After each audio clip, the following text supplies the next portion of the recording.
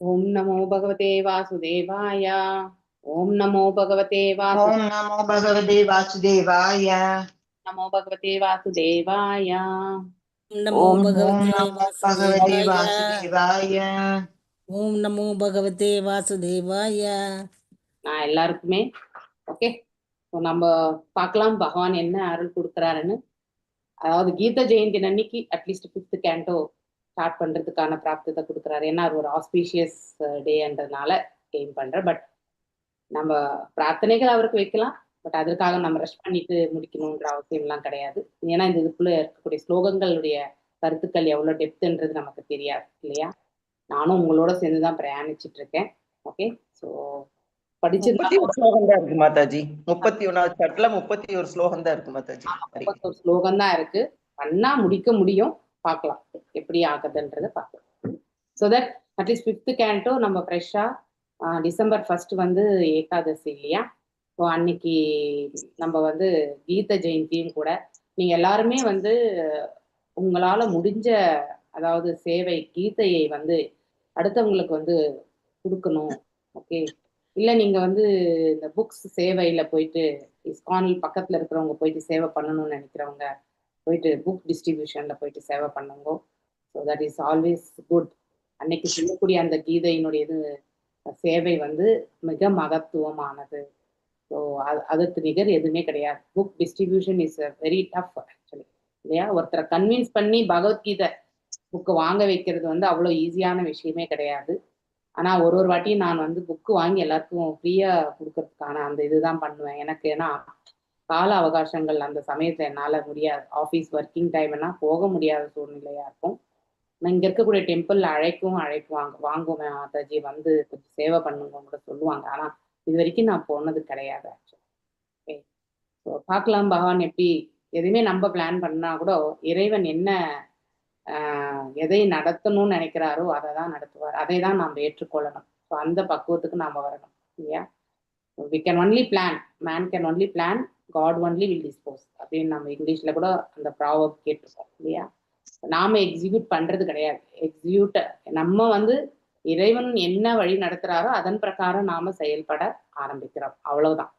So அது நமக்கு நன்மைக்கானது அப்படிங்கறத ஏத்துக்கக்கூடிய மனப்பக்குவம் மாத்திரம்தான் நம்ம வளர்த்துக்கணும். Today morning was a wonderful session actually by Prema Mataji. காலையில ரொம்ப நல்ல அழகான ஒரு செஷன். ஒரு நிமிஷம், அந்த ஸ்லோகமே ரொம்ப அற்புதமா இருந்தது. அது எல்லாருக்கும் வந்து தெரிஞ்சுக்க வேண்டிய ஒரு ஸ்லோகம் ஆக்சுவலி.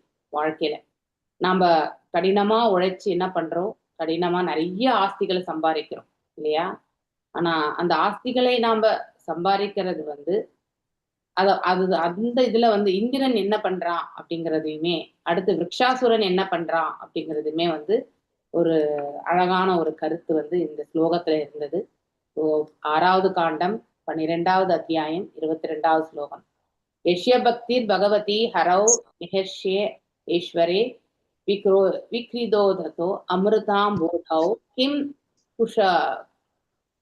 கிம் சூத்ரைஹ கதா கோதைஹ அப்படின்னா, person fixed in the devotional service of the Lord Hari, the Lord of highest auspiciousness, swims the ocean of nectar. For him, what is the use of water in the small ditches? இந்த அதாவது பகவான் ஹரியினுடைய பக்தி தொண்டில் ஈடுபட்டிருக்கக்கூடிய ஒரு பக்தனானவன் இல்லையா. So ஏன்னா உண்மையிலே அந்த பக்தி தொண்டு தான் இருக்கக்கூடியதுலே மங்களகரமான விஷயங்கள்லே உயர்வான மங்களகரமான விஷயம். நம்ம அநேக மங்களகரமான விஷயங்கள் எல்லாம் நம்ம பார்க்குறோம் வாழ்க்கையில இல்லையா. சுப நிகழ்ச்சிகள், குழந்தைக்கு குழந்தை பிறப்பு இல்லையா, நான் அதாவது பெயர் சூட்டுதல், வளருதல் இல்லையா, அதுக்கப்புறம் வந்து வளர்ந்த பிறகு திருமணம், திருமணத்துக்கு பிறகு இந்த சைக்கிள் இல்லையா. ஒவ்வொரு காலகட்டங்கள்ல மங்களகரமான நிகழ்ச்சிகள் அனைத்துமே ஒவ்வொருத்தருடைய வாழ்க்கையிலுமே நம்ம பார்க்கிறோம். ஆனா அனைத்துக்கும் மேம்பட்ட ஒரு மங்களகரமான விஷயம் எதுன்னாக்கா பகவானுக்கு திருத்தொண்டு புரியறதுதான். அப்படிப்பட்ட அதாவது அமுதம் கடலெனும் இருக்கக்கூடிய அமுதத்தையுமே அவனால கடந்து விட முடியும் அப்படின்னு சொல்றான். அப்போ இந்த உலக வாழ்க்கை எதற்கு ஒப்பிடப்பட்டிருக்குன்னு பாருங்க. Water in the small teaches அப்படின்னு அந்த ஒரு விஷயத்துக்கு தான். அப்படின்னா இங்க மேன்மையா நம்ம கருதக்கூடிய விஷயங்கள் எதுவுமே அது அப்படின்னா விஷயங்கள் என்றதை விட நம்ம வாழ்க்கையில செய்து நம்ம வந்து இங்க சாதிச்சு நித்தியமா வச்சுக்கிறதுல எதுவுமே இல்லை அப்படிங்கறத வந்து தெரிஞ்சுக்கணும். நாம நிமித்த மாத்திரமே இங்க வந்து செயல்படணும் அப்படிங்கறது வந்து ரொம்ப அழகான ஒரு இது கருத்து இதுல. விரக்ஷாசுரா ஃபார்மலி பிரேட் ஆக்சுவலி, அதாவது நாக பிரிஸ்தம், அதாவது நச்சா பாரமேஷ்டியம் நா சர்வ பகுமாம் நா ராசாதி பத்தியம். அதாவது அவர் என்ன சொல்றாருன்னா, I don't want the facilities of happiness, அதாவது எனக்கு பிரம்மலோகமோ ஸ்வர்கலோகமோ இல்ல துருவலோகமோ இதெல்லாம் கூட எனக்கு தேவையே கிடையாது. ஸோ அதுவே தேவையில்லைன்றவர் வந்து கீழே இருக்கக்கூடிய உலகங்களை பத்தி அவர் பெருசா யோசிக்க மாட்டார். ஸோ நான் வெறுமனே பகவான திருவடிகளை சேரணும் அப்படின்ட்டு வந்து யாரு பிரேயர் பண்றது இந்த இடத்துல? விரக்ஷாசுரன் வந்து அதாவது பிரார்த்திக்கின்றான். அதுதான் ஒரு தூய பக்தனுடைய சங்கல்பமே இல்லையா, உறுதி இல்லையா. ஒரு தூய பக்தன் இறைவனுடைய திருவடிகளை அடையிறது ஒண்ணுதான் உயர்வான, அதுதான் வாழ்க்கையினுடைய லட்சியமாக கொள்வான். A pure devotee is never attracted to, அதாவது ஒரு தூய பக்தன் இந்த உலகத்துல எவ்வளவு பெரிய பதவி இருந்தாலும் அதை கண்டு அவன் வந்து ஈர்க்கப்பட மாட்டான். அவன் வெறுமனே வந்து பகவானோட இருக்கக்கூடிய சம்பந்தத்தை மட்டுமே அவன் விரும்புவான் இல்லையா. மேலும் விருந்தாவனத்தை போன்று இருக்கக்கூடிய அந்த விருந்தாவன வாசிகள் இல்லையா, மேல் உலகத்துல வைகுண்டம் கோலோகத்துல இருக்கக்கூடிய விருந்தாவன வாசிகளோட சம்பந்தத்தை வைத்துக் கொள்ளணும். ராதாராணி, கோபியர்கள் இல்லையா, மற்றும் வந்து நந்த மகாராஜ், யசோதை மற்றும் கிருஷ்ணனுடைய நண்பர்கள், அவருடைய அதாவது அவருக்கு இருக்கக்கூடிய சேவை புரிபவர்கள், தொண்டு புரிபவர்கள், அவங்களோட மட்டும்தான் அவன் வந்து எப்பொழுதுமே அசோசியேஷன் வச்சுக்கணும்னு நினைப்பான். சாரி, நான் இது 11th ஸ்லோகம் தப்பா பண்ணிட்டேன். ஒரே நிமிஷம். குளோரியஸ் 11th 10th என்னடா டிஃப்ரெண்டா இருக்குன்னு பார்த்தேன். மாதாஜி படிச்சதே டிஃப்ரெண்ட், டிஃப்ரெண்டா இருக்கு. Persons who fully surrender at the lotus feet of Supreme Personality of Godhead and always thinks of his lotus feet are accepted and recognized by the Lord as his own personal assistants. யார் ஒருத்தர் பகவானுடைய திருவடிகளை சமர்ப்பணம் ஆகிறாங்களோ அவங்கள வந்து பகவான் தன்னுடைய, அதாவது ரொம்ப க்ளோஸ் சர்க்கிள்ல இருக்கக்கூடிய ஒரு அசோசியேஷன். நாம கூட வந்து ஃப்ரெண்ட் சர்க்கிள் ஏற்படுத்துறோம் இல்லையா. அதுல வந்து எத்தனையோ ஃப்ரெண்ட்ஸ் இருப்பாங்க. சில பேர் ரொம்ப ரொம்ப, அதாவது நம்ம உட்கார்ந்தாலும் எழுந்தாலும் அவர்கள் இடத்துல நம்ம சொல்லக்கூடிய விதத்துல நம்ம அசோசியேஷன் வச்சிருப்போம். சில பேர் எப்பயோ ஒரு வாட்டி பார்த்து ஹாய் பாய் சொல்லுவோம். சில பேருக்கு வந்து ஃபோன் பண்ணி மட்டும் பேசி நம்ம வச்சுப்போம். இந்த ரிலேஷன்ஷிப் இல்லையா, ரிலேஷன்ஷிப் லெவல்லே வந்து ஒருத்தர் நம்மளுடைய மனசை வந்து எவ்வாறு வெளிப்படுத்துறோம், அவங்க நம்ம கிட்ட எந்த அளவுக்கு வெளிப்படுத்துறாங்க, எவ்வாறு நம்ம அவங்கள வந்து நம்பிக்கை கொள்கின்றோம், அவர்கள் நம் மீது வைத்திருக்கக்கூடிய நம்பிக்கை, இதை கொண்டுதான் ஆழ்ந்த நட்பு என்பது நம்ம எடுத்துட்டு போறோம். அது எந்த உறவு முறையானா இருக்கட்டும். The Lord never bestows upon such servants the brilliant. ஆனா அப்படிப்பட்டவங்களுக்கு பகவான் எப்பவுமே வந்து, அதாவது உயர்வான, அதாவது நல்ல ஆஸ்திகளையோ இல்ல வந்து அந்த இதெல்லாமே வந்து கொடுக்க மாட்டார். Bestows upon such servants. ஏன்னா யார் ஒருத்தர் இறைவன் தாழ் படிந்திருக்காங்களோ அவங்களுக்கு வந்து பகவான் வழங்குறது கிடையாது. இந்த எல்லாமே கொடுக்க மாட்டார். அவங்களை ஏழ்மையிலே வச்சிருப்பார் இல்லையா, ஏழ்மையிலே வச்சிருப்பார் அப்படிங்கிறதுமே வந்து ரொம்ப சொன்னாங்க. when one possess material opulence, ஏன்னா ஒருவேளை அந்த பக்தனுக்கு வந்து ஏழ்மையிலிருந்து மேன்மையான ஒரு ஸ்தானத்தை, அப்படின்னா இந்த உலகத்துல மேன்மையான, பௌதிக தளத்துல மேன்மையான ஸ்தானம், நாட் இந்த ஸ்பிரிச்சுவல்ல, ஓகே. இந்த 3 உலகங்கள்ல இருக்கக்கூடிய எல்லாமே அவனுக்கு வந்து எந்த அளவுக்கு நம்ம வாழ்க்கையில வந்து ஆஸ்திகளை சம்பாதிக்கிறோமோ இல்லையா. இப்போ பொசஷன்ஸ் நேச்சுரலி ஒருத்தர் வந்து அதிகமான ஆஸ்திகளை சம்பாதிக்க எனிமிட்டி, விரோதத்தை சம்பாதிப்பாங்க, பயத்தை சம்பாதிப்பாங்க. மைண்ட் வந்து பாத்தீங்கன்னாக்கா எப்பவுமே ஒன்று சஞ்சலத்துல இருக்கும், அகம்பாவம் இருக்கும் இல்லையா. ஸோ இது மாதிரி பில்லிங்னஸ், அதாவது நம்ம இதெல்லாம் அடையணும் இன்னும் அடையணும்ன்ற அந்த ஒரு இது இல்லையா. மேலும் தற்பெருமை, இதெல்லாமே வந்து அவங்களுக்கு வந்து சேருமா. இது உண்மையே. வாழ்க்கையில நாம எந்த அளவுக்கு இந்த உலக ஆஸ்திகளை வந்து நம்ம பெறுகிறோமோ இல்லையா, இந்த உலக ஆஸ்திகள் சிறிது காலம் நம்முடைய பெயரில் இருக்கும். அதன் பிறகு நம்முடைய பிள்ளைகளுக்கோ இல்லை யாருக்கோ வந்து நம்ம வந்து இதை வந்து கொடுக்க வேண்டிய சூழ்நிலைகளுக்கு தள்ளப்படுவோம். இதுவுமே தற்காலிகமானதுதான். அதாவது சில காலகட்டங்கள் மட்டும்தான் நம்ம கிட்ட இருக்கணும்ன்ற விதி இருந்தா நம்ம கிட்ட இருக்கும். நம்மை விட்டு அது நீங்க வேண்டும் என்றால் அது நீங்கிவிடும், அவ்வளவுதான்.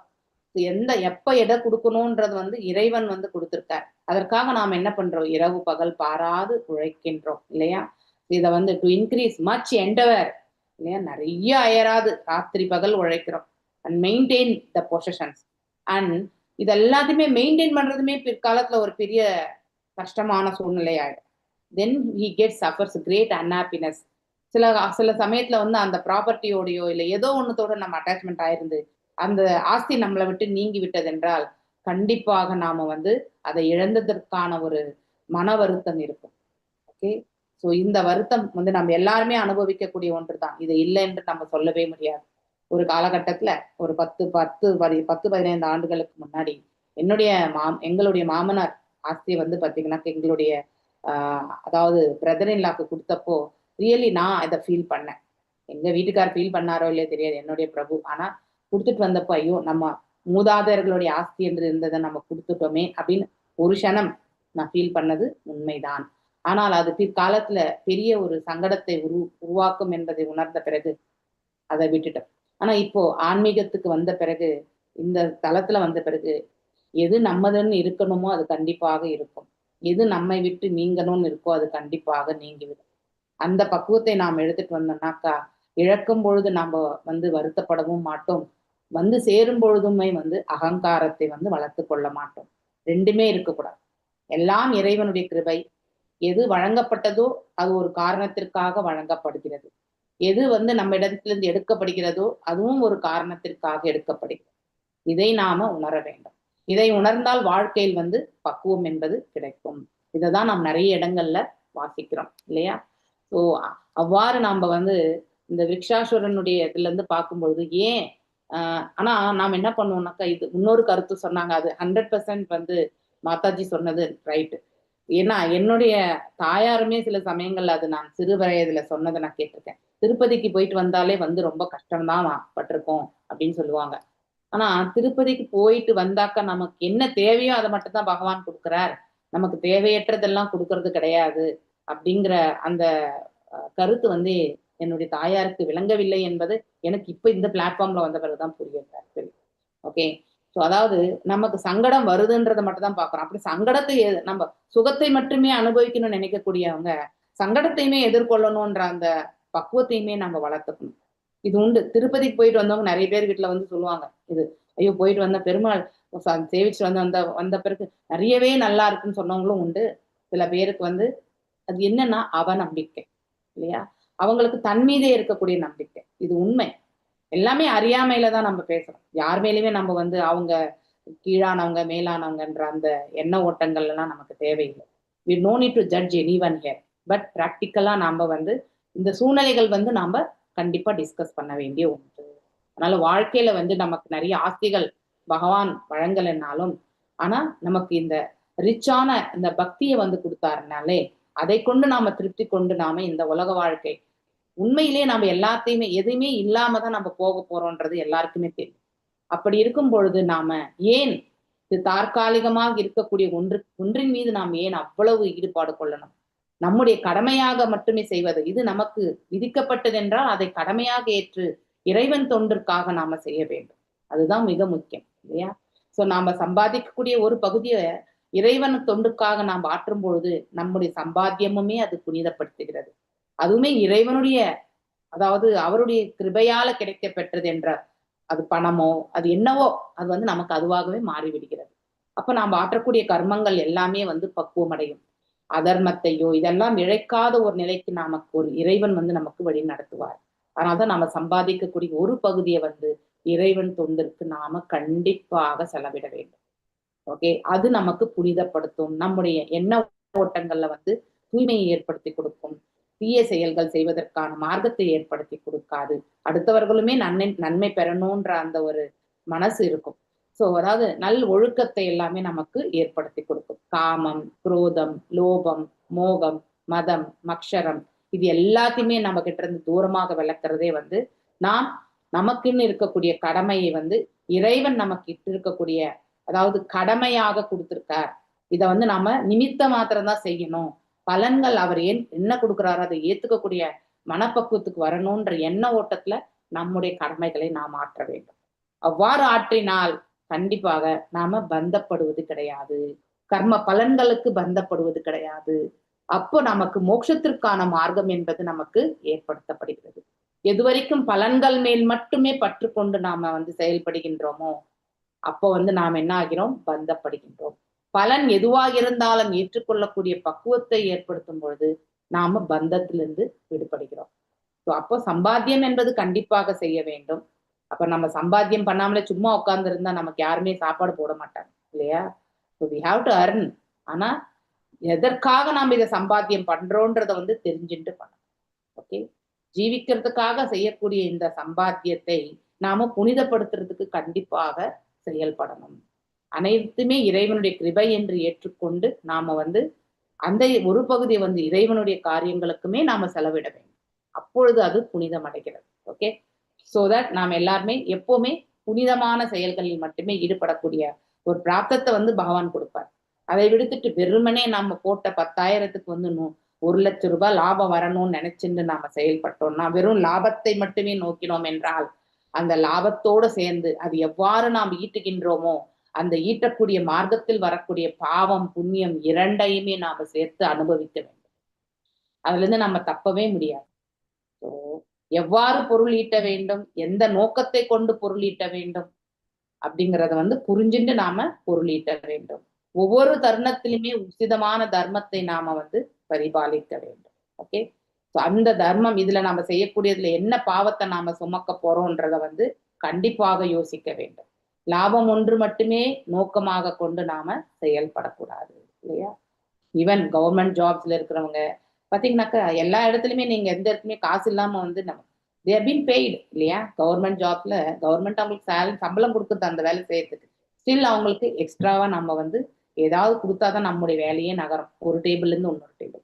அது எல்லாமே வந்து தவறான வழியில ஈட்டக்கூடிய படம் இல்லையா? ஆனாலும் ஒன்றும் பண்ண முடியாது. இப்ப எல்லாருமே அந்த நிலையில தான் இருக்காங்க. நம்ம ஒருத்தர் சொல்லி எந்த சொசைட்டியுமே மாற்றம் அடையாது. ஆனா மாற்றத்தை ஏற்படுத்தணும்னு அந்த மனிதன் வந்து எண்ணினால் மட்டுமே அவன் மாற்றத்திற்கு தள்ளப்படுவான். இல்லைன்னா அவன் அதே அந்த பாவப்பட்ட பணத்தையே சம்பாதிச்சுட்டு அதனுடைய விளைவுகளை பற்றி அவனுக்கு தெரியாமல் தான் சம்பாதிக்கிறான். அது அவன் நினைக்கலாம் அதெல்லாம் அதாவது இதெல்லாம் யாருக்கும் தெரிய போறது இல்லை. இறைவன் நம்முடைய ஹிருதயத்திலிருந்து ஒவ்வொரு அக்கௌண்ட்டுமே எழுதிட்டு தான் இருக்கான். அதுல இருந்து யாருமே தப்பிக்க முடியாது. நாம் எந்த கர்மத்தை செய்தாலும் அதுல வந்து நாம உசிதமான தர்மத்தை பரிபாலிக்கணும். அடுத்தவங்களுக்கு நாம எந்த தீங்கும் இழைக்க கூடாது இல்லையா? நம்முடைய செயலால் அடுத்தவங்க துன்பப்படக்கூடாது அப்படிங்கிற ஒரு நோக்கத்தை கொண்டு அதை நாம ஆற்ற வேண்டும். அப்படிப்பட்ட செயல்கள் என்றைக்குமே மகத்துவம் வாய்ந்தது. ஓகே, ஹரே கிருஷ்ணா. சாரி, இது என்ன உங்களுக்கு சொல்லணும்னு நினைச்சேன். இன்னைக்கு காலையில மாதாஜி எடுத்த class information. Okay, let us go. Mataji படிக்கவா மாதாஜி? அந்த ஸ்லோகம் இது படிக்கவா மாதாஜி தமிழ்ல? ஹரே கிருஷ்ணா. இருந்தோம் நானு நம்ம பிரேயர் பண்ணிட்டு. ஓகே. ஜெய ராத மாதவ குஞ்ச பிஹாரி ஜெய ராத மாதவ குஞ்ச பிஹாரி ஜெய ராத மாதவ குஞ்ச பிஹாரி ஜெய ராத மாதவ குஞ்ச பிஹாரி ஜெய கோபி ஜனவல்லபா கிரிவரதாரி ஜெய கோபி ஜனவல்லபா கிரிவரதாரி யசோதநந்தன பிரஜன ரஞ்சன யசோதநந்தன ப்ரஜஜன ரஞ்சன யசோதநந்தன பிரஜன ரஞ்சன யசோதநந்தன ப்ரஜஜன ரஞ்சன முனதீராவணச்சாரி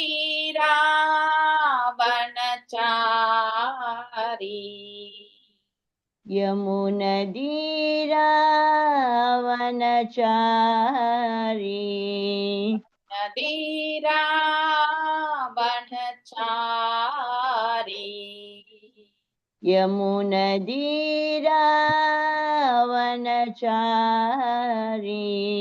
जय राधा माधव कुंज बिहारी जय राधा माधव कुंज बिहारी हरे कृष्ण कृष्ण कृष्ण हरे हरे हरे राम राम राम हरे हरे जय हरे कृष्ण कृष्ण कृष्ण कृष्ण कृष्ण हरे हरे हरे राम राम राम हरे हरे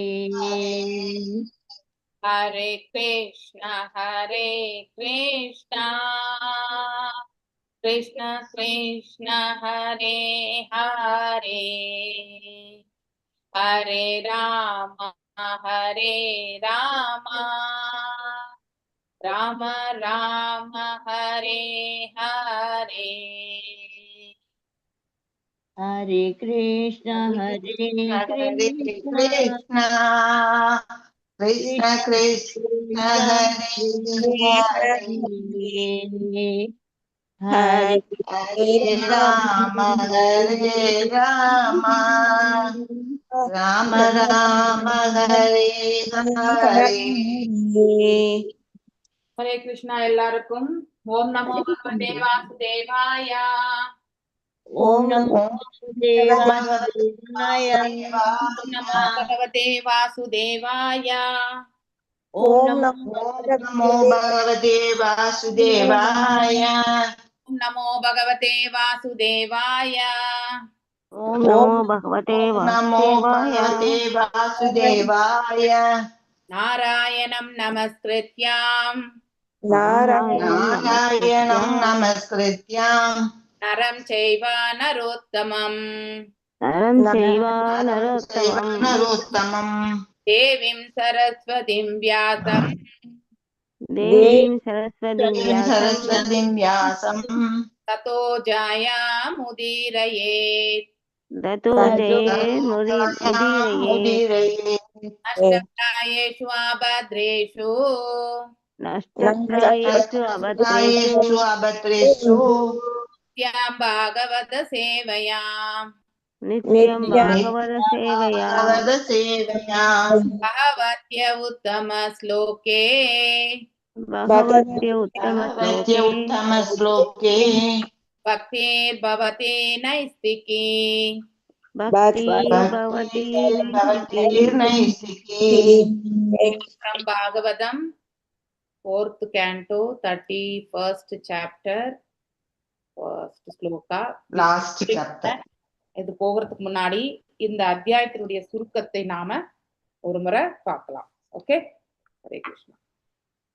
இதுல மொத்தம் வந்து 31 ஸ்லோகங்கள், 31வது அத்தியாயம் 31 ஸ்லோகங்கள் இருக்கு. ஓகே, இந்த 31 ஸ்லோகங்கள் வந்து முதல் 8 ஸ்லோகங்கள் வந்து இந்த அத்தியாயத்தினுடைய தலைப்பு என்ன? பிரச்சேதர்களுக்கு நாரதர் உபதேசித்தல். இதனுடைய தாத்பரியம் பின்னாடி கதை என்னன்னாக்கா, பிரச்சேதர்கள் வந்து அந்த மாரிஷாவை திருமணம் செய்து தக்ஷன் வந்து இந்த பிரபஞ்சத்தை ஆளும் பட்சத்துல அவர்கள் வந்து அந்த 50 வயதான அரசர்கள் வந்து எப்படி வந்து துறப்பாங்க இல்லையா, ஸோ வானப்பிரஸ்த நிலைக்கு அவர்கள் செல்வார்கள் இல்லையா, ஸோ அப்போ இவங்க துறவரத்தை பூண வேண்டும் என்று நாரதர் வந்து இப்போ வந்து உபதேசிக்க போகிறார் இவங்களுக்கு. அதை பற்றியான அத்தியாயம் தான் இது. Actually they are retiring. பிரச்சேதர்கள் வந்து இந்த வாழ்க்கையில வந்து அதாவது தங்களுடைய வாழ்க்கை, ஸோ அதாவது கிரகஸ்த தர்மத்திலிருந்து அவர்கள் வந்து சந்நியாசத்திற்கு போகக்கூடிய அந்த ஒரு வாழ்க்கைக்கு செல்கிறார்கள். ஓகே, அதை பத்தி பேசுறது தான் இந்த அத்தியாயம். பிரச்சேதர்கள் வந்து முதல் 8 ஸ்லோகங்கள் வந்து அவர்கள் சந்நியாசத்தை வந்து ஏற்றுக்கொள்கிறார்கள். அப்படின்னா ரினவுன்சஸ் த கிங்டம், அவங்களுடைய அரச பதவிகளை துறந்து அவர்கள் வந்து காட்டுக்கு செல்கிறார்கள். ஓகே, அதாவது நாரதரை சந்திக்கிறாங்க ஆக்சுவலி. ரிட்டையர் ஆயிட்டு. அதாவது முதல் 2 ஸ்லோகங்கள் வந்து பிரச்சேதர்கள் வந்து அவங்களுடைய ஓய்வு பெறக்கூடிய அந்த காலகட்டங்களை பற்றி சொல்றது. அடுத்து 3லேருந்து 8வது ஸ்லோகம் வந்து நாரதரும் அங்கே வருகிறார்கள். பிரச்சேதர்கள் வந்து அவர்களிடத்துல வந்து ரிக்வஸ்ட் பண்ணிக்கிறாங்க, அதாவது ஞானத்தை பெற விரும்புகிறார்கள். மேலும் வந்து நாரதர் வந்து அவர்களுடைய கேள்விக்கு வந்து விடை அளிக்கிறார். அது வந்து 3லேருந்து 8வது ஸ்லோகம். மேலும் 9லேருந்து 14வது ஸ்லோகம் வந்து அதாவது ஒருவர் வந்து பக்தி தொண்டு என்பதுதான் மிக மிக முக்கியமானது. வாழ்க்கையினுடைய அதாவது குறிக்கோள் என்னன்னா, அவங்க செய்ய வேண்டிய ஆன்மீக தொண்டு எதுன்னாக்கா இறைவனுக்கு காட்டக்கூடிய பக்தி தொண்டு. அதை பற்றி எடுத்துரைக்கிறது வந்து 9லேருந்து 14 ஸ்லோகம் வரைக்குமே பக்தியினுடைய பக்குவத்தை எவ்வாறு அடையிறதுன்னு சொல்றது வந்து 9வது ஸ்லோகம். மற்றும் 10லேருந்து 12வது ஸ்லோகம் வந்து அதற்கான வழிகள் என்ன இல்லையா. அதாவது மற்ற பிற வழிகள் எல்லாமே வந்து நமக்கு நம்ம அடைய வேண்டிய இலக்கை வந்து கண்டிப்பாக அது ஏற்படுத்தி கொடுக்கறது கிடையாது. அதாவது கர்மம், ஞானம் இல்லையா, அதுக்கப்புறம் வந்து தியானம், இது எல்லாமே வந்து யோக நிலைகள். வெறுமனே கர்மம், வெறுமனே ஞானம், வெறுமனே வந்து யோகம். இது வந்து நம்ம யோகத்துல முழுமை அடைய மாட்டோம். இது நாம பகவத்கீதையில கூட படிக்கிறோம் இல்லையா. ஸோ ஒருத்தர் கர்ம யோகத்தை செய்தாலும் அவர்கள் பக்தியில வந்து நிலை கொண்டால் மட்டும்தான் அந்த யோகத்தினுடைய முழுமையை அடைவார்கள். அதே மாதிரி ஒருத்தர் ஞானத்தை மட்டுமே அபிவிருத்தி செய்து கொண்டாலும் இறுதியில் வந்து பக்தியில வந்து நிலை பெற்றால் மட்டும்தான் அவங்களுடைய யோகமே நிறைவடையும். அதே மாதிரி தியான பயிற்சிகள்ல அமர்ந்து கொண்டு அவர்கள் வந்து பயிற்சி செய்தாலும் அவர்கள் இறுதியில பக்தியில வந்து நிலை பெற்றால் மட்டும்தான் அவங்களுடைய யோகத்தினுடைய அதாவது சம்பந்தம். யோகம் என்றால் என்ன? இணைப்பு இல்லையா, சம்பந்தத்தைப்படுத்துறது. யாருக்கு சம்பந்தம்? இந்த ஆத்மாவுக்கும் பரமாத்மாவுக்கும் இருக்கக்கூடிய சம்பந்தத்தை ஏற்படுத்துறது தான் யோகம். அப்போ பக்தி இருந்தா மட்டும்தான் அந்த இணைப்பே வந்து பூர்ணத்துவம் அடையும். பக்தி இல்லைன்னாக்கா பூர்ணத்துவம் அடையாது. முழுமையடையாத யோகி என்ன ஆவான்? மீண்டும் வந்து இந்த புவி வாழ்க்கையில பிறப்பான். ஒரு நல்ல செல்வந்தர் வீட்டில் பிறப்பான், இல்லைன்னா நல்ல சாஸ்திர சம்பிரதாயங்கள் நிறைந்த ஒரு குடும்பத்துல பிறக்கக்கூடிய வாய்ப்பை வந்து பெறுகின்றான். மீண்டும் அவர்கள் அவ்வாறு கிடைக்கப்பெற்ற வாழ்க்கையை வந்து நல்ல விதத்துல அவர்கள் உபயோகப்படுத்திண்டாக்கா அவர்கள் வந்து இறைவனுக்கு தொண்டாற்றக்கூடிய, இதற்கு நம்ம உதாரணங்கள் நிறையவே உண்டு வாழ்க்கையில இல்லையா. ரகுநாததாச கோஸ்வாமி வந்து ஒரு ஜமீன்தார் குடும்பத்துல பிறந்தவர் இல்லையா. ஷட்கோஸ்வாமிகள்லயே ரூப கோஸ்வாமி, சனாதன கோஸ்வாமி எல்லாமே வந்து என்னது மண்டலபதிகளாக இருந்தவர்கள் இல்லையா. ஒரு மினிஸ்டரல் போஸ்ட்ல வந்து அவங்க வந்து நிறையவே. ஸோ ரூப கோஸ்வாமி வந்து அந்த பதவியை ராஜினாமா செய்த பொழுது ஒரு படகு நிறைய வந்து பொற்காசுகள் வந்து அப்ப அந்த நவாப் ஹுசேன் வந்து கொடுத்தார் அப்படின்னு சொல்லப்படுகிறது இல்லையா. மேலும் அதுல பாதியை வந்து இறைவனுடைய தொண்டாற்றுவதற்கு பணிக்காக திருப்பணிக்காக கொடுத்து விடுகிறார் ரூப கோஸ்வாமி. அதுல இருக்கக்கூடிய இன்னும் பாதி வந்து தன்னுடைய உறவினர்கள் எல்லாருக்குமே வந்து பகிர்ந்தெடுத்து விடுகிறார். மீதம் இருக்கக்கூடிய அந்த கால் பகுதியை தன்னுடைய பிந்தைய கால வாழ்க்கைக்காக அவர் வந்து சேமித்து வைக்கிறார் இல்லையா. ஆனால் அதையுமே தன்னுடைய தமையனுடைய அதாவது இப்போ ரூப கோஸ்வாமி வந்த பிறகு சனாதன கோஸ்வாமியுமே வந்து வெளியேறணுன்ற போது நவாப் ஹுசேன் வந்து அனுப்புறது கிடையாது இல்லையா. ஸோ அதனால அவரை வந்து ஜெயில வந்து போட்டுறார். அங்க இருந்து தப்பிக்கிறதுக்காக லஞ்ச பணமாக அந்த தங்கத்தையுமே கொடுத்துடுறார். ஸோ இந்த ரூப கோஸ்வாமி, சனாதன கோஸ்வாமி என்ன பண்ணாங்க ஆக்சுவலி ஒரு நாளும் ஒரு மரத்துக்கு கீழே வந்து வாழ்ந்தார்கள் இல்லையா. மரங்களோடுமே நாம இந்த இடம்தான் வந்து நமக்கு வந்து ஏற்புடைய இடம், இந்த அந்த இடத்தின் மீதே பற்றுதல். ஒரு மரத்துக்கீழே இருந்து அந்த மரத்தின் மீது கூட அவர்கள் பற்று கொள்ளவில்லை அப்படிங்கிறது வந்து சதா துச்சவர் அப்படின்னு சொல்லுறது இல்லையா. ஸோ அதாவது அந்த அளவுக்கு வந்து நிறையவே வைபவங்களா இருந்தவங்க வந்து இந்த மாதிரி வந்து இறை வழிக்கு வந்து விட்டாங்க அப்படின்னா ஆப்புலண்டா இருக்கிறவங்க எல்லாருமே வந்து குடும்பத்தை விட்டு போயிடுவாங்களா அப்படின்லாம் நமக்கு வந்து அந்த அளவுக்கு பக்குவம்லாம் நமக்கு இந்த காலத்துல கண்டிப்பா கிடையாதுன்றத உத்தரவாதம் வாங்கிக்கலாம் நம்ம. ஏன்னா நம்மளை சுத்தி நடக்கிறது எல்லாமே பௌதீகம்தான். நாமளை எப்பவுமே தூய்மையாக நம்மளால இருக்க முடியாது. மேலும் இந்த கலியுகத்துல அத்தகைய செயல்கள் செய்வதற்கான மார்க்கமும் கிடையாது. கலியுகத்துல நாம் என்ன பண்ணணும்? நாம இருக்கக்கூடிய இடத்துல இருந்தே இறைவனுக்கு பக்தி பண்ணக்கூடிய அந்த மார்க்கத்தை மட்டும்தான் நாம் ஏற்படுத்தணும். நாம ஜபங்கள் இல்லையா, நம்ம அருகில் இருக்கக்கூடிய கோயில போயிட்டு பகவானுக்கு வந்து திருத்தொண்டு புரியறது இல்லையா, அடுத்தவங்களுக்கு வந்து பகவத்கீதையை எடுத்துரைக்கிறது, இதெல்லாம் தான் வந்து இந்த கலியுகத்துக்கு வழங்கப்பட்டிருக்கக்கூடிய தர்மங்கள் இல்லையா. அதை நாம வந்து பரிபாலிச்சாலே போதும். பகவானுக்கு வந்து நைவேத்தியம் பண்றது இதெல்லாம் வந்து பக்தி தொண்டு. இதுலயே நம்ம வந்து தூய்மை அடையலாம். பூர்ணமாக நம்ம மனசு அதுல லயித்து நம்ம செய்தோம்னா கண்டிப்பாக பக்குவத்தை பெறலாம். அதாவது சத்திய திரேதா யுகத்துல இருக்கக்கூடியவங்க வந்து பல ஆண்டுகள் தவங்கள் பண்ண அந்த பலனை நாம கலியுகத்தில் நமக்கு வந்து வெறும் நாம ஜபங்களுக்கே வந்து கொடுக்கப்பட்டிருக்கு. ரொம்ப ஈஸியா பகவானை அடையறதுக்கான மார்க்கம் இந்த கலியுகத்தினுடைய மகிமையே. அதாவது கலியுகத்தினால நிறைய ப்ராப்ளம்ஸ், ஆனா நமக்கு சொல்யூஷன் வந்து பாத்தீங்கன்னாக்கா சிம்பிளான சொல்யூஷன். ஏன்னா எல்லாமே நம்மளை சுத்தி எதுவுமே பாசிட்டிவ் கிடையாது இல்லையா? நமக்கு எல்லாமே ஒத்துழைப்புக்கு கூடிய சூழ்நிலைகளுமே கிடையாது. அதனால இருக்கக்கூடிய சூழ்நிலையே நம்ம வந்து உசிதமாக எவ்வளவு நம்ம பக்தி பண்ண முடியுமோ அவ்வளவுமே நம்மளால செய்து கொள்ளணும். அந்த இதை வந்து நம்ம தெரிஞ்சுக்கணும். ஓகே, 10-12 வந்து பிற யோகங்கள் வந்து நமக்கு வந்து பெரிதாக நமக்கு பக்தி யோகம் கொடுக்குற அளவுக்கு கொடுக்காதுன்றது வந்து சொல்லக்கூடிய வார்த்தைகள் வந்து யாரு நாரத மகரிஷி பேசுறாரு. 13வது ஸ்லோகம் வந்து அனைத்து அதாவது ஒருத்தருமே வந்து தன்னுணர்வு பாதையில வந்து நிலை கொள்ளணும்னு நினைக்கிறாங்க. ஆனா அதற்கு எல்லாத்துக்கும் மூல காரணம் அந்த எம்பெருமான் தான். நாம் எம்பெருமானை பற்றி இல்லையா, அந்த பரம்பொருளை பற்றி நாம அறிந்து கொள்ள முயற்சி செய்யறதும் பரம்பொருளை சேவிக்கிறதுமே நாம நம்மை உணரக்கூடிய பிராப்தத்தை பெறுவோம் என்று எடுத்துரைக்கக்கூடிய ஸ்லோகம் வந்து 13. 14வது ஸ்லோகம் வந்து பகவானை வந்து worship of the supreme lord is complete, அதுதான் பூர்ணத்துவம் கொடுக்கும். நாம எதை வணங்கினாலும் நமக்கு பூர்ணத்துவம் கொடுக்காது. ஆனால் நாம இறைவன் அதாவது பரம்பொருளை வணங்கினால் மட்டும்தான் நாம் ஆற்றக்கூடிய பக்தி தொண்டு வந்து முழுமை பெறும் இல்லையா? பிற தேவர்களையுமே நம்ம வணங்குகின்றோம், ஆனால் அதையெல்லாம் ஒரு காரணத்திற்காக வணங்குகின்றோம் இல்லையா? அவர்களிடத்துல வரங்களை பெறுவதற்காக வணங்குகின்றோம். அப்ப பக்தி என்பது அந்த இடத்துல என்ன ஆகிறது? எதிர்பார்ப்புகளோடு செய்யக்கூடிய பக்தி ஆகிவிடுகிறது இல்லையா? நமக்கு இது வேணும் அது வேணும்னு சொல்லிட்டு, அதாவது தனம் வேண்டும் அது வேண்டும் சொல்லிட்டு நம்ம என்ன பண்றோம்? நம்ம வந்து வழிபடுறோம் இல்லையா? தேவர்களை வழிபடுகின்றோம். ஸோ அவர்களுமே நம்ம வழிபடுறதுக்கு எண்ணி அவர்களிடத்துல ஏற்படக்கூடிய சமர்ப்பணத்தை பார்த்து அவர்களும் நமக்கு அதை வந்து கொடுக்குறாங்க, வழங்குகிறார்கள். ஆனால் எப்பயாவது நமக்கு வந்து ஞானத்திற்கான மார்க்கத்தை கொடுங்க, அதுக்கப்புறம் வந்து பக்திக்கான மார்க்கத்தை கொடுங்க அப்படின்னு நம்ம கேட்டிருக்கோமா தேவர்களிடத்துல? கண்டிப்பாக கிடையாது. கேட்டால் அதையுமே வழங்குவார்கள், ஆனா நாம தான் அதை கேட்கறது கிடையாது. யசோ தேகி தனம் தேகி இதெல்லாம் தான் நம்ம கேட்கிறோம் இல்லையா? இதெல்லாம் கேட்டுட்டே இருக்கோம்.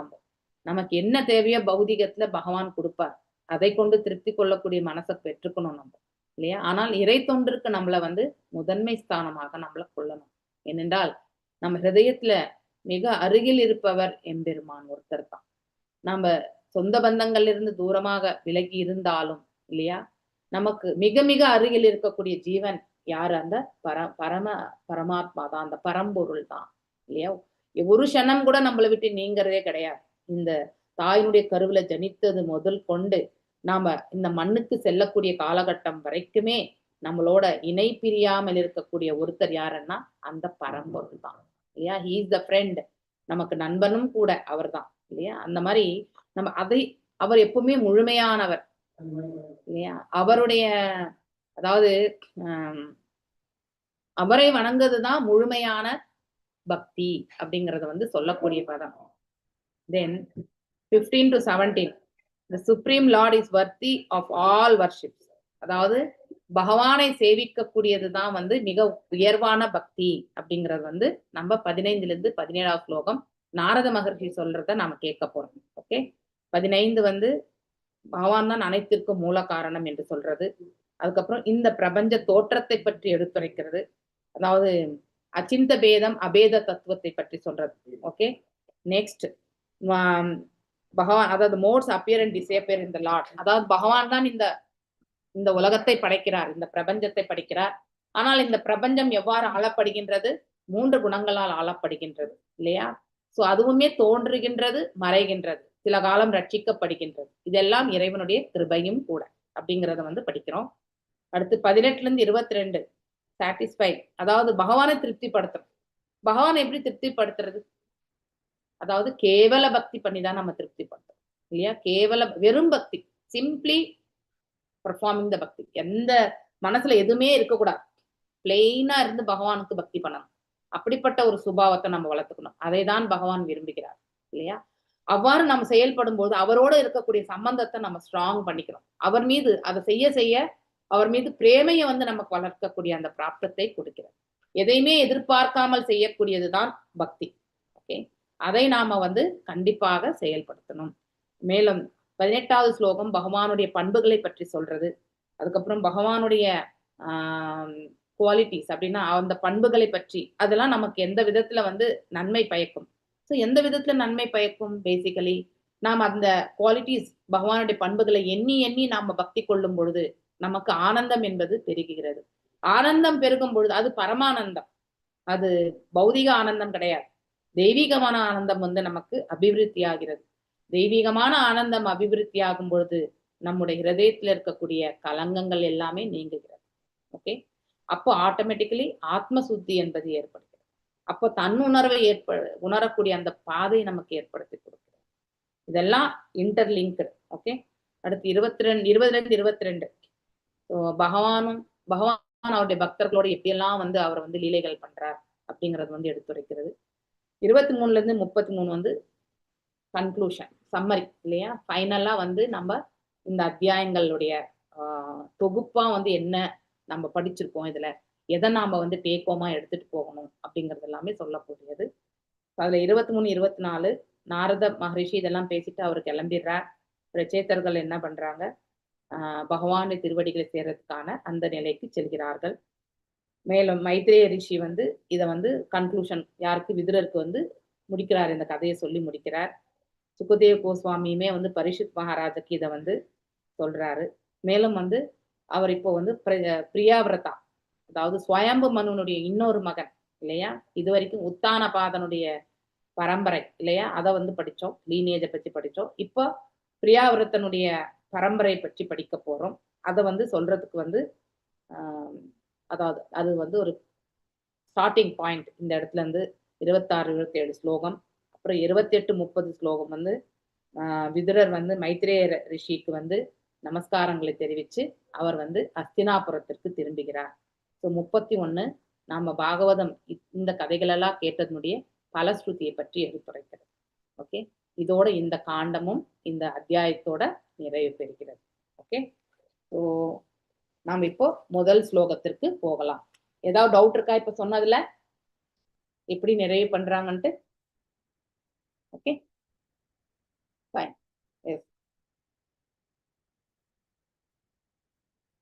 வாசிக்கிறவங்க கையை உயர்த்துங்கோ. எஸ், பிரேமா மாதாஜி வாசிங்கோ. मैत्रेय उवाच तद उत्पन्न विज्ञान आश्व अदोक्षद पाशिदं समरन्द आत्मजे पार्यां विसृज्य प्रव्रजन् गृहात्. यस, मैत्रेय उवाच तद् उत्पन्न विज्ञान आश्व अदोक्षज पाशिदं स्मरन्त आत्मजे पार्यां विस्मृज्य प्राव्रजन् गृहात्. மைத்ரேய உவாச்ச, மைத்ரேயர் கூறினார், ததக அதன் பின்னர், உத்பன்ன வளர்ச்சியடைதல், விஞ்ஞானக நிறைந்த ஞானம் எய்தி, ஆஷு மிக விரைவில், அதோட்சஜ முழு முதற் கடவுளின் பாஷிதம் கூறப்பட்டதை ஸ்மரந்த நினைவு கூர்ந்து, ஆத்மஜே அவர்கள் புதல்வனுக்கு, பாரியாம் தங்கள் மனைவி, விஸ்ருஜ்ய அழித்துவிட்டு, பரிவுராஜன் சென்றனர், கிருஹத் இல்லம் சிறந்து. மொழிபெயர்ப்பு பொருளுரை பை ஸ்ரீல பிரபுபதாக்கு ஜெய். மைத்ரேய மாமுனிவர் தொடர்ந்து கூறினார், இதன் பிறகு பிரதேசத்திற்கு 1000 வருடங்கள் இல்லற வாழ்க்கை வாழ்ந்து ஆன்மீக உணர்வில் நிறைவான ஞானம் எய்த பெற்றனர். இறுதியில் அவர்கள் முழுமுதற் கடவுளுக்கு தங்களுக்கு அழைத்த அருளுரையினை நினைவு கூர்ந்து தங்கள் மனைவியை காக்கும் பொறுப்பினை தங்கள் குற்றமற்ற மைந்தர்களிடம் ஒப்படைத்துவிட்டு இல்லம் துறந்து சென்றனர். பொருளுரை: பிரதேசர்கள் தங்கள் தவங்களை நிறைவேற்றிய பிறகு முழுமுதற் கடவுளினால் அருள் பாவிக்கப்பட்டனர். அவர்கள் தங்கள் இல்லற வாழ்வினை இறுதி செய்து வீடு பேறு பெற்று முழுமுதற் கடவுளை அடைய வேண்டும் என்று பகவான் ஆசி கூறினார். தேவர்களின் கணக்கின்படி 1000கணக்கான ஆண்டுகள் வாழ்ந்து தமது இல்லற வாழ்வினை முடித்து கொண்ட பிரதேசர்கள் தங்கள் மைந்தன் தட்சனிடம் தங்கள் மனைவியை பாதுகாக்கும் பொறுப்பினை அளித்துவிட்டு இல்லறம் துறந்து செல்ல முடிவு செய்தனர். இதுதான் வேத நாகரிகத்தின் நெறிமுறையாகும். வாழ்க்கையின் ஆரம்பத்தில் மனிதன் பிரம்மச்சாரியாக இருந்து ஆன்மீக மதிப்புகளை அறிந்து கொள்வதற்காக கடுமையான தவங்களை இயற்ற வேண்டும். பிரம்மச்சாரி அல்லது மாணவன் பெண்களோடு பழகுவதற்கு அனுமதிக்கப்படுவதில்லை. அதுபோல் பாலியல் இன்பத்தை வாழ்க்கையின் ஆரம்பத்திலிருந்து கற்பதற்கும் அனுமதிக்கப்படுவதில்லை. நவீன நாகரிகத்தின் அடிப்படை கோளாறு சிறுவர்களுக்கும் பள்ளியில் சேர்ந்து கல்வி கற்கவும் பிறகு கல்லூரிகளில் இருந்து பாலுறவு இன்பம் துய்ப்பதற்குரிய வாய்ப்பினை அளிப்பதும் தான் இருக்கிறது. பெரும்பாலான குழந்தைகள் வர்ணசங்கர என்று எனப்படுவர். முறையில்லாத தாய் தந்தையருக்கும் பிறந்தவர்களே ஆவர். இதனால் உலகம் முழுவதுமே குழப்பம் ஒன்றிருக்கிறது. உண்மையில் மனித நாகரிகமானது வேத நெறிகளின் அடிப்படையில் அமைந்திருந்து வாழ வேண்டும். அதாவது வாழ்வின் ஆரம்பத்தில் ஆண்களும் பெண்களும் கடுமையான துறவும் தவமும் மேற்கொள்ள வேண்டும். அவர்கள் பெரியவர்களானவுடன் மணமுடித்து இல்லற வாழ்க்கையில் மகப்பேறு அடைய வேண்டும். குழந்தைகள் பெரியவர்களானவுடன் அவர்கள்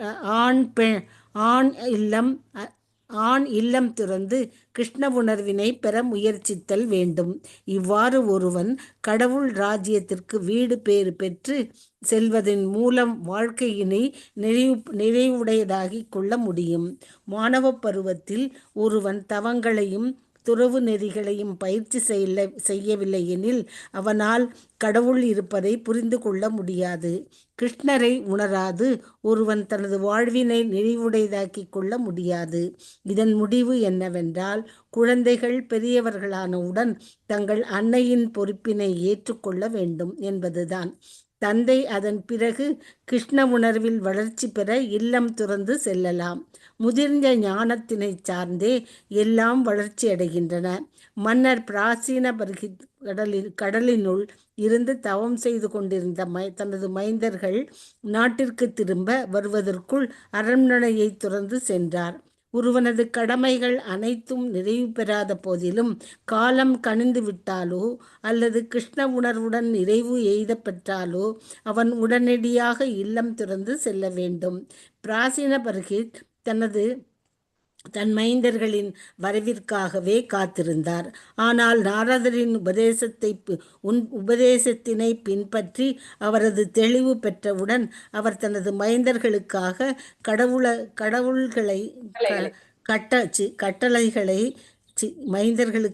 கட்டளைகளை தம் அமைச்சர்களுக்கு அளித்தார்.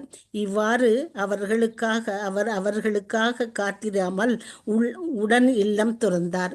வசதியான இல்வாழ்க்கினை துறந்து மனிதனுக்கு கட்டாயமான நெறியாகும். இது பிரகலாத மகாராஜாவினாலும் அறிவுறுத்தப்படுகிறது. ஹித்வாம பாதம் கிருகம் அந்த கூபம். உலகில் வாழ்க்கையினை முடிவுக்கு கொண்டு வர ஒருவன் தனது வசதியான இல்வாழ்க்கையினை துரத்தல் வேண்டும். இல்வாழ்க்கை என்பது ஆத்மபாதம் அழிப்பதற்குரியதாகும். இல்லம் என்பது மேலே புற்களால் மூடப்பட்ட பாழும் கிணறு ஆகும். அதனுள் தவறி விழுபவன் பிறர் காணாது இறந்து விடுவான். எனவே ஒருவன் இல்லற வாழ்வில் அதிக பற்று வைக்கக்கூடாது. அது ஒருவன் கிருஷ்ண உணர்வில் வளர்ச்சி பெறுவதை கெடுத்துவிடும். Hare Krishna Mataji. Thank you. Hare Krishna Mataji. Yes, next Manimekalai Mataji வாசிங்க. தீக்ஷா பிரம்மஸ்தத்ரேன சர்வபூதாத்ம மேதசா பிரச்சீத்யாம் திசி வேலாயாம் சித்தோ அபூத் யத்ர ஜாலலீஹி. ஹரே கிருஷ்ணா மாதாஜி.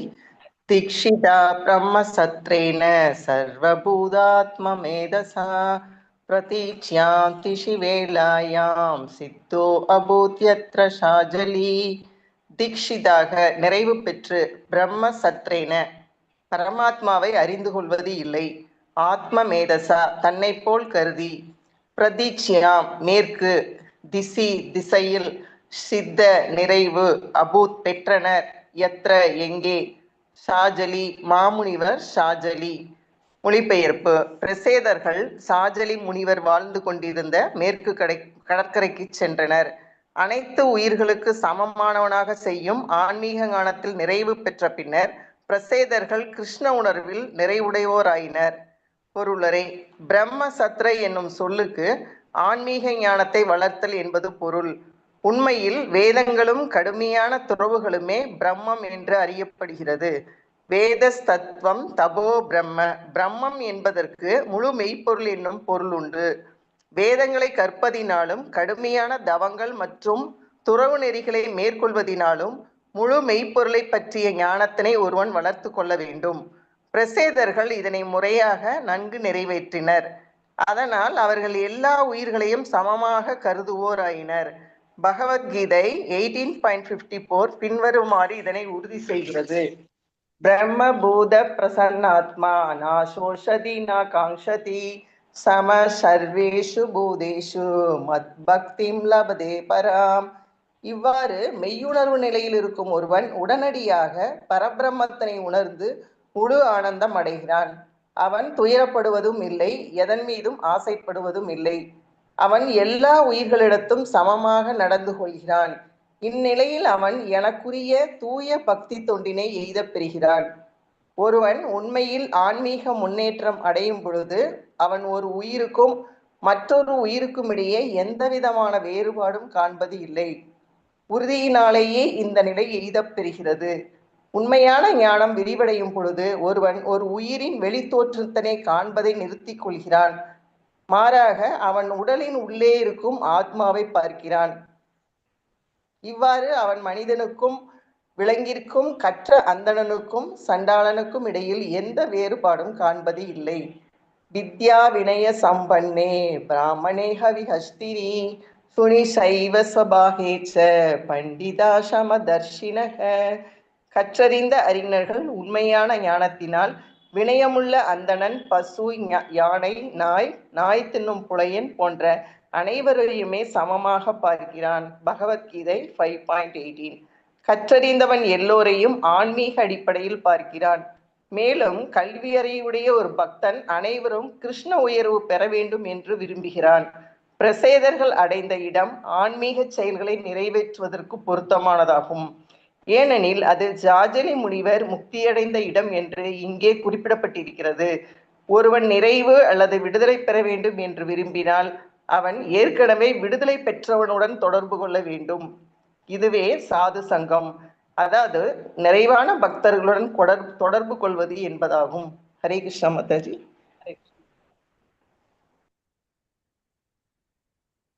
தான் நிர்ஜித பிராணமனோ வசோத்ருஷோ ஜிதா சானான் சாந்த சமான விக்கிரகான் பரே அமலே பிரம்மணி யோஜிதாத்மனஹ சுராசுரேத்யோ தத்ருசே நாரதஹ.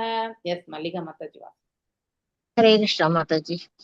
தான் நிர்ஜித பிராணமனோ வசோத்ருஷோ ஜிதாசனான் சாந்த சமான விக்கிரகான் பரே அமலே பிரம்மணி யோஜிதாத்மனஹ சுராசுரேத்யோ தத்ருஷே ஸ்வநாரதஹ. தான் அவர்கள் அனைவரும் நிர்ஜித முற்றிலும் கட்டுப்படுத்தி பிராண உயிர்காற்று பிராணாயாம முறையினால் மனம் வச்ச வார்த்தைகள் திருஷ பார்வை ஜித ஆசனான் யோகாச்சன முறை அல்லது அமர்ந்த நிலையில் சாந்த அமைதியுடன் சமான நேராக விக்கிரகான் அவர்களது உடல்கள் பரே உன்னதமான அமலே அனைத்து மாசுக்களில் இருந்து விடுதலை பெற்று பிராமணி பரம்பொருளில் யோஜித ஈடுபட்டனர். ஆத்மனகா அவர்களது மனம் சுராசுரேத்யோ தேவர் அசுரர் இரு சாராரும் தத்ருஷே காண்பதற்கு ஸ்வ முன்னர் நாரத மாமுனிவர் நாரதர். மொழிபெயர்ப்பு. யோக சித்திக்கான யோகாசன பயிற்சியினால் பிரச்சேதரர்கள் தங்களது உயிர்காற்று மனம் வாக்கு புறப்பார்வை போன்றவற்றை கட்டுப்படுத்தினர். இதன் வழி அவர்கள் உலக பற்றிலிருந்து முற்றிலும் விடுதலை பெற்றனர். நேராக உடலை வைத்திருந்ததன் மூலமாக அவர்களால் தங்களது மனதினை மிக உயர்ந்த பிரம்மத்தின் மீது ஒருமுகப்படுத்த முடிந்தது. இவ்வாறு அவர்கள் பிராணாயாம பயிற்சியில் ஈடுபட்டிருந்த பொழுது தேவர்கள் மற்றும் அசுரர்கள் என்று இரு சாராராலும் வணங்கப்படும் நாரத முனிவர் அங்கே வந்தார். பொருளுரை: இஸ்லோகத்தில் உள்ள பர அமலே என்னும் சொற்கள் குறிப்பிடத்தக்கது. பிரம்மத்தை உணரும் முறை ஸ்ரீமத் பாகவதத்தில் விளக்கப்படுகிறது. முழு மெய்ப்பொருள் 3 நிலைகளில் உணரப்படுகிறது. அவை அருவ ஜோதி பிரம்மம், உள்ளிருக்கும் பரமாத்மா, முழுமுதற் கடவுளான பகவான் என்பவையாகும். சிவபெருமான் தன்னுடைய வழிபாடுகளை உருவ பிரம்மத்திற்கே செலுத்தினார். அவருடைய வார்த்தைகளில் இது ஸ்னிக்த பிரவருத்த கணசியாமம் என்று குறிப்பிடப்படுகிறது. பாகவதம் 4.24.45. சிவபெருமானின் உபதேசத்தின்படி பிரச்சேதர்களும் தங்கள் மனங்களை பரபிரம்மத்தின் சியாமகாந்திர வடிவத்தின் மீதே ஒருமுகப்படுத்தினர். அருவ பிரம்மம், பரமாத்மா பிரம்மம், பரமபுருஷராக விளங்கும் பிரம்மம் என்ற இவை அனைத்தும் ஒரே மெய்யுணர்வு நிலையில் இருந்த போதிலும் பரபிரம்மத்தின் உருவத்தன்மையே இறுதி இலக்காகவும் உன்னதத்தின் இறுதி வார்த்தையாகவும் இருக்கிறது. மாமுனிவர் நாரதர் எல்லா இடங்களுக்கும் செல்கிறார். அவர் தேவர்களிடத்தும் செல்கிறார், அசுரர்களிடத்தும் செல்கிறார். இரு இடங்களிலும் சமமாக மதிக்கப்படுகிறார். இதனைத் தொடர்ந்தே அவர் இங்கு சுராசுரேட்ய, அதாவது தேவர்கள் மற்றும் அசுரர்களினால் அவர் வழிபடப்படுகிறார். நாரத முனிவருக்கு எல்லோருடைய வீட்டு கதவுகளும் திறந்தே இருக்கின்றன. தேவர்களுக்கும் அசுரர்களுக்கும் இடையில் ஓயாத பகை இருப்பினும் நாரத முனிவர் எல்லா இடங்களிலும் வரவேற்கப்படுகிறார். உண்மையில் அவர் தேவரிஷி என்றே அழைக்கப்படுகிறார். ஆயினும் அசுரர்கள் நாரதர் மீது காழ்ப்புணர்ச்சி கொள்வதில்லை. ஆகையினால் அவர் தேவர்களாலும் அசுரர்களாலும் வணங்கப்படுகிறார். ஒரு நிறைவுடைய வைணவரின் நிலை என்பது முற்றிலும் சுதந்திரமாகவும் ஒரு பக்கம் சாராமலும் விளங்கும் நாரத முனிவரை போல் இருக்க வேண்டும். ஹரே கிருஷ்ணா மாதாஜி. தேங்க்யூ மாதாஜி. தேங்க்யூ மாதாஜி. ஹரே கிருஷ்ணா. கலாவதி மாதாஜி சின்னதா அது படிச்சிருங்க. தம் ஆகதம் தத் உத்தாய பிரணீபத்யாபிநந்த ச பூஜயித்வா யதா தேசம் சுகாசீனம் அதாப்ருவன். हरे कृष्ण माताजी. तम आगदं ता उत्थाय प्रणिपत्याय पिनन्त्य च पूजयित्वा यदा देशं सुखासीனம் அதாப்ருவன். தம் அவருக்கு ஆகதம் தோன்றியவுடன் பிரச்சேதர்கள் அனைவரும் உத்தாய எழுந்து பிரணிபத்திய வந்தனங்களை செலுத்தினர். அபிநந்திய வரவேற்று ச மேலும் பூஜயித்வா வழிபட்டு யதா ஆதேசம் ஒழுங்குமுறை விதிகளுக்கு ஏற்ப சுக ஆசீனம் வசதியாக அமரச் செய்து அத இவ்வாறு அப்ருவன் அவர்கள் கூறினர். மொழிபெயர்ப்பு: நாரத முனிவர் அங்கே வருவதை கண்ட பிரச்சேதர்கள் அனைவரும் தங்கள் இருக்கைகளிலிருந்து எழுந்தனர். அவருக்குரிய வந்தனங்களை அர்ப்பணித்து அவரை அனைவரும் வழிபட்டனர். நாரத முனிவர் அமர்ந்த பிறகு அவரிடம் அவர்கள் உரையாடத் தொடங்கினர். பொருளுரை: பிரச்சேதர்கள் அனைவரும் முழுமுதற் கடவுளிடத்து தங்கள் மனங்களை ஒழுங்குபடுத்துவதற்காக யோகத்தில் அமர்ந்தனர். ஹரே கிருஷ்ணா மாதாஜி. பத்மா மாதாஜி நீங்க நெக்ஸ்ட் நீங்க தான் வாசிப்பீங்க, இன்னைக்கு வேண்டாம். ஓகே, நெக்ஸ்ட் கிளாஸ்ல வந்து நீங்க தான் ஃபர்ஸ்ட். பத்மா மாதாஜி. சரி மேம். ஓம் அஜ்ஞானதிமிராந்தஸ்ய ஞானாஞ்சனய ஷலாகய சக்ஷுருன்மிலிதம் யேன தஸ்மை ஸ்ரீ குரவே நமः. ஸ்ரீ சைத்தன்ய மனோபீஷ்டம் ஸ்தாபிதம் யேன பூதலே ஸ்வயம் ரூபா கதாமய்யம் ததாத்தி ஸ்வபதாண்டிகம். हे कृष्णा करुणा सिंधु दीनबंधु जगत्पते गोपेश गोपिका कांता राधकांता नमस्तुते. तप्त कांचन गौरांगी राधे वृंदावनेश्वरी ऋषभानुसुते देवे प्रणमामि हरिप्रिये. वाञ्छकल्पतारुभ्यश्च कृपा सिन्धुभ्य एव च पतितानां पावनेभ्यो वैष्णवेभ्यो नमो नमः. जय श्री कृष्ण चैतन्य प्रभु नित्यानंद श्री अद्वैत गदाधर श्रीवासादि गौर भक्त वृंदा. हरे कृष्णा कृष्णा कृष्णा हरे हरे, हरे राम राम राम हरे हरे. मैत्रेय उवाच तदवुत्पन्न विज्ञान आश्व अधोक्षद पाशिदं स्मरन्दात्मजे पार्यां विसृज्य பிரவரஜன் கிருஹாத். மாமுனிவர் மைத்ரேயர் வந்து தொடர்ந்து பேசுறார். இதன் பிறகு பிரச்சேதர்கள் 1000 வருடங்கள் இல்லற வாழ்க்கை இல்லையா. அவங்க வந்த பிறகு திருமணம் ஆணி வந்த பிறகு தக்ஷன் பிறந்தான் இல்லையா. 1000 வருடங்கள் இல்லற வாழ்க்கை வாழ்ந்து ஆன்மீக உணர்வில் நிறைவான ஞானத்தையும் எய்த பெற்றனர். இறுதியில் அவர்கள் என்ன பண்ணாங்க, முழுமுதற் கடவுள் தங்களுக்கு அளித்த அருள் உரையினை நினைவு கூர்ந்து, ஏன்னா முன்னாடியே பகவான் தரிசனம் கொடுத்த போது அவர்கள் என்ன செய்ய வேண்டும் என்பதையுமே சொல்லியிருந்தார். அதன் பிரகாரம் அவர்கள் அதை நினைவு கூர்ந்து தன் மனைவியை காக்கும் பொறுப்பினை தங்கள் குற்றமற்ற மைந்தனிடம் ஒப்படைத்துவிட்டு இல்லம் துறந்து சென்றனர். இது அந்த காலகட்டங்கள்ல நிகழக்கூடிய ஒன்றுதான் இல்லையா. கலியுகத்துக்கு இது அப்ளிகபிள் இல்லை. ஆனா பிற யுகங்கள்ல சத்தியுகம், திரேதாயுகம், இவன் துவாபர யுகம், இது எல்லாமே இது அப்ளிகபிளா இருக்கு. கலியுகத்துக்கு மட்டும் இது அப்ளிகபிள் கிடையாது. பிரச்சேதர்கள் தங்கள் தவங்களை நிறைவேற்றிய பிறகு இல்லையா, முழுமுதற் கடவுளால் அப்போ அந்த போன அத்தியாயத்தில் நம்ம பகவான் தரிசனத்தை பெற்றார்கள், பகவானிடத்துல ஆசிகளை பெற்றார்கள் இல்லையா. மேலும் பகவானுக்கு புகழாரங்கள் சூட்டினார்கள். அதன் பிறகு அவர்கள் பிரம்மருடைய அறிவுரையின் பிரகாரம் மாரிஷாவை திருமணம் செய்து கொண்டார்கள், தக்ஷனை ஈண்டெடுத்தார்கள். இப்படி இதெல்லாம் நம்ம போன அத்தியாயத்துல படிச்சோம் இல்லையா. இறுதி செய்து, அதாவது வாழ்வினை இல்லற வாழ்வினை இறுதி செய்து, அதாவது இன்னும் போரும் அப்படிங்கிற நிறைவுக்கு வீடு பேறு பெற்று முழுமுதற் கடவுளை அடைய வேண்டும் என்று பகவான் ஆசி கூறினார். ஸோ இதுதான் செய்யணும்ன்றது பகவான் ஆல்ரெடி சொல்லியிருந்தார். அதன் பிரகாரம் அவர்கள் நடந்து கொள்வதற்கான அதாவது செயல்பாடுகள் தான் இப்ப நம்ம பார்க்கக்கூடிய ஸ்லோகங்கள் எல்லாமே. தேவர்களின் கணக்குப்படி 1000 ஆண்டுகள் வாழ்ந்து தமது இல்லற வாழ்வை முடித்து கொண்ட பிரச்சேதர்கள் தங்கள் மைந்தன் தக்ஷனிடத்துல தன்னுடைய மனைவியை ஒப்படைத்து இல்லையா பார்த்து கொள்ளும்படி, இதே மாதிரி நம்ம முன்னாடி எப்ப படிச்சோம், கர்தம முனிவருமே தேவபூத்தியை யார்கிட்ட கொடுத்தாரு, ஆக்சுவலி கபில முனிவர்கிட்ட தன்னுடைய பிள்ளையான கபில முனிவர் பார்த்து கொள்ளும்படி அவர் காட்டை நோக்கி தவ வாழ்க்கை செல்ல அவர் எப்ப இது நடந்தது, சத்தியுகத்துல நடந்தது. ஓகே, இதுதான் வேத நாகரிகத்தினுடைய நெறிமுறை. அந்த காலகட்டங்கள் இவ்வாறு இருந்தது. அதாவது பெண் என்பவள் பிறக்கும் பொழுது தந்தை, திருமணமான பிறகு கணவன், அதே பிறகு வயோதிகமான பிறகு தன்னுடைய பிள்ளைகள், இவர்களால் எப்பொழுதுமே பாதுகாக்கப்பட வேண்டியவள் என்பதை நாம பகவத்கீதையிலுமே நம்ம படிக்கிறோம்.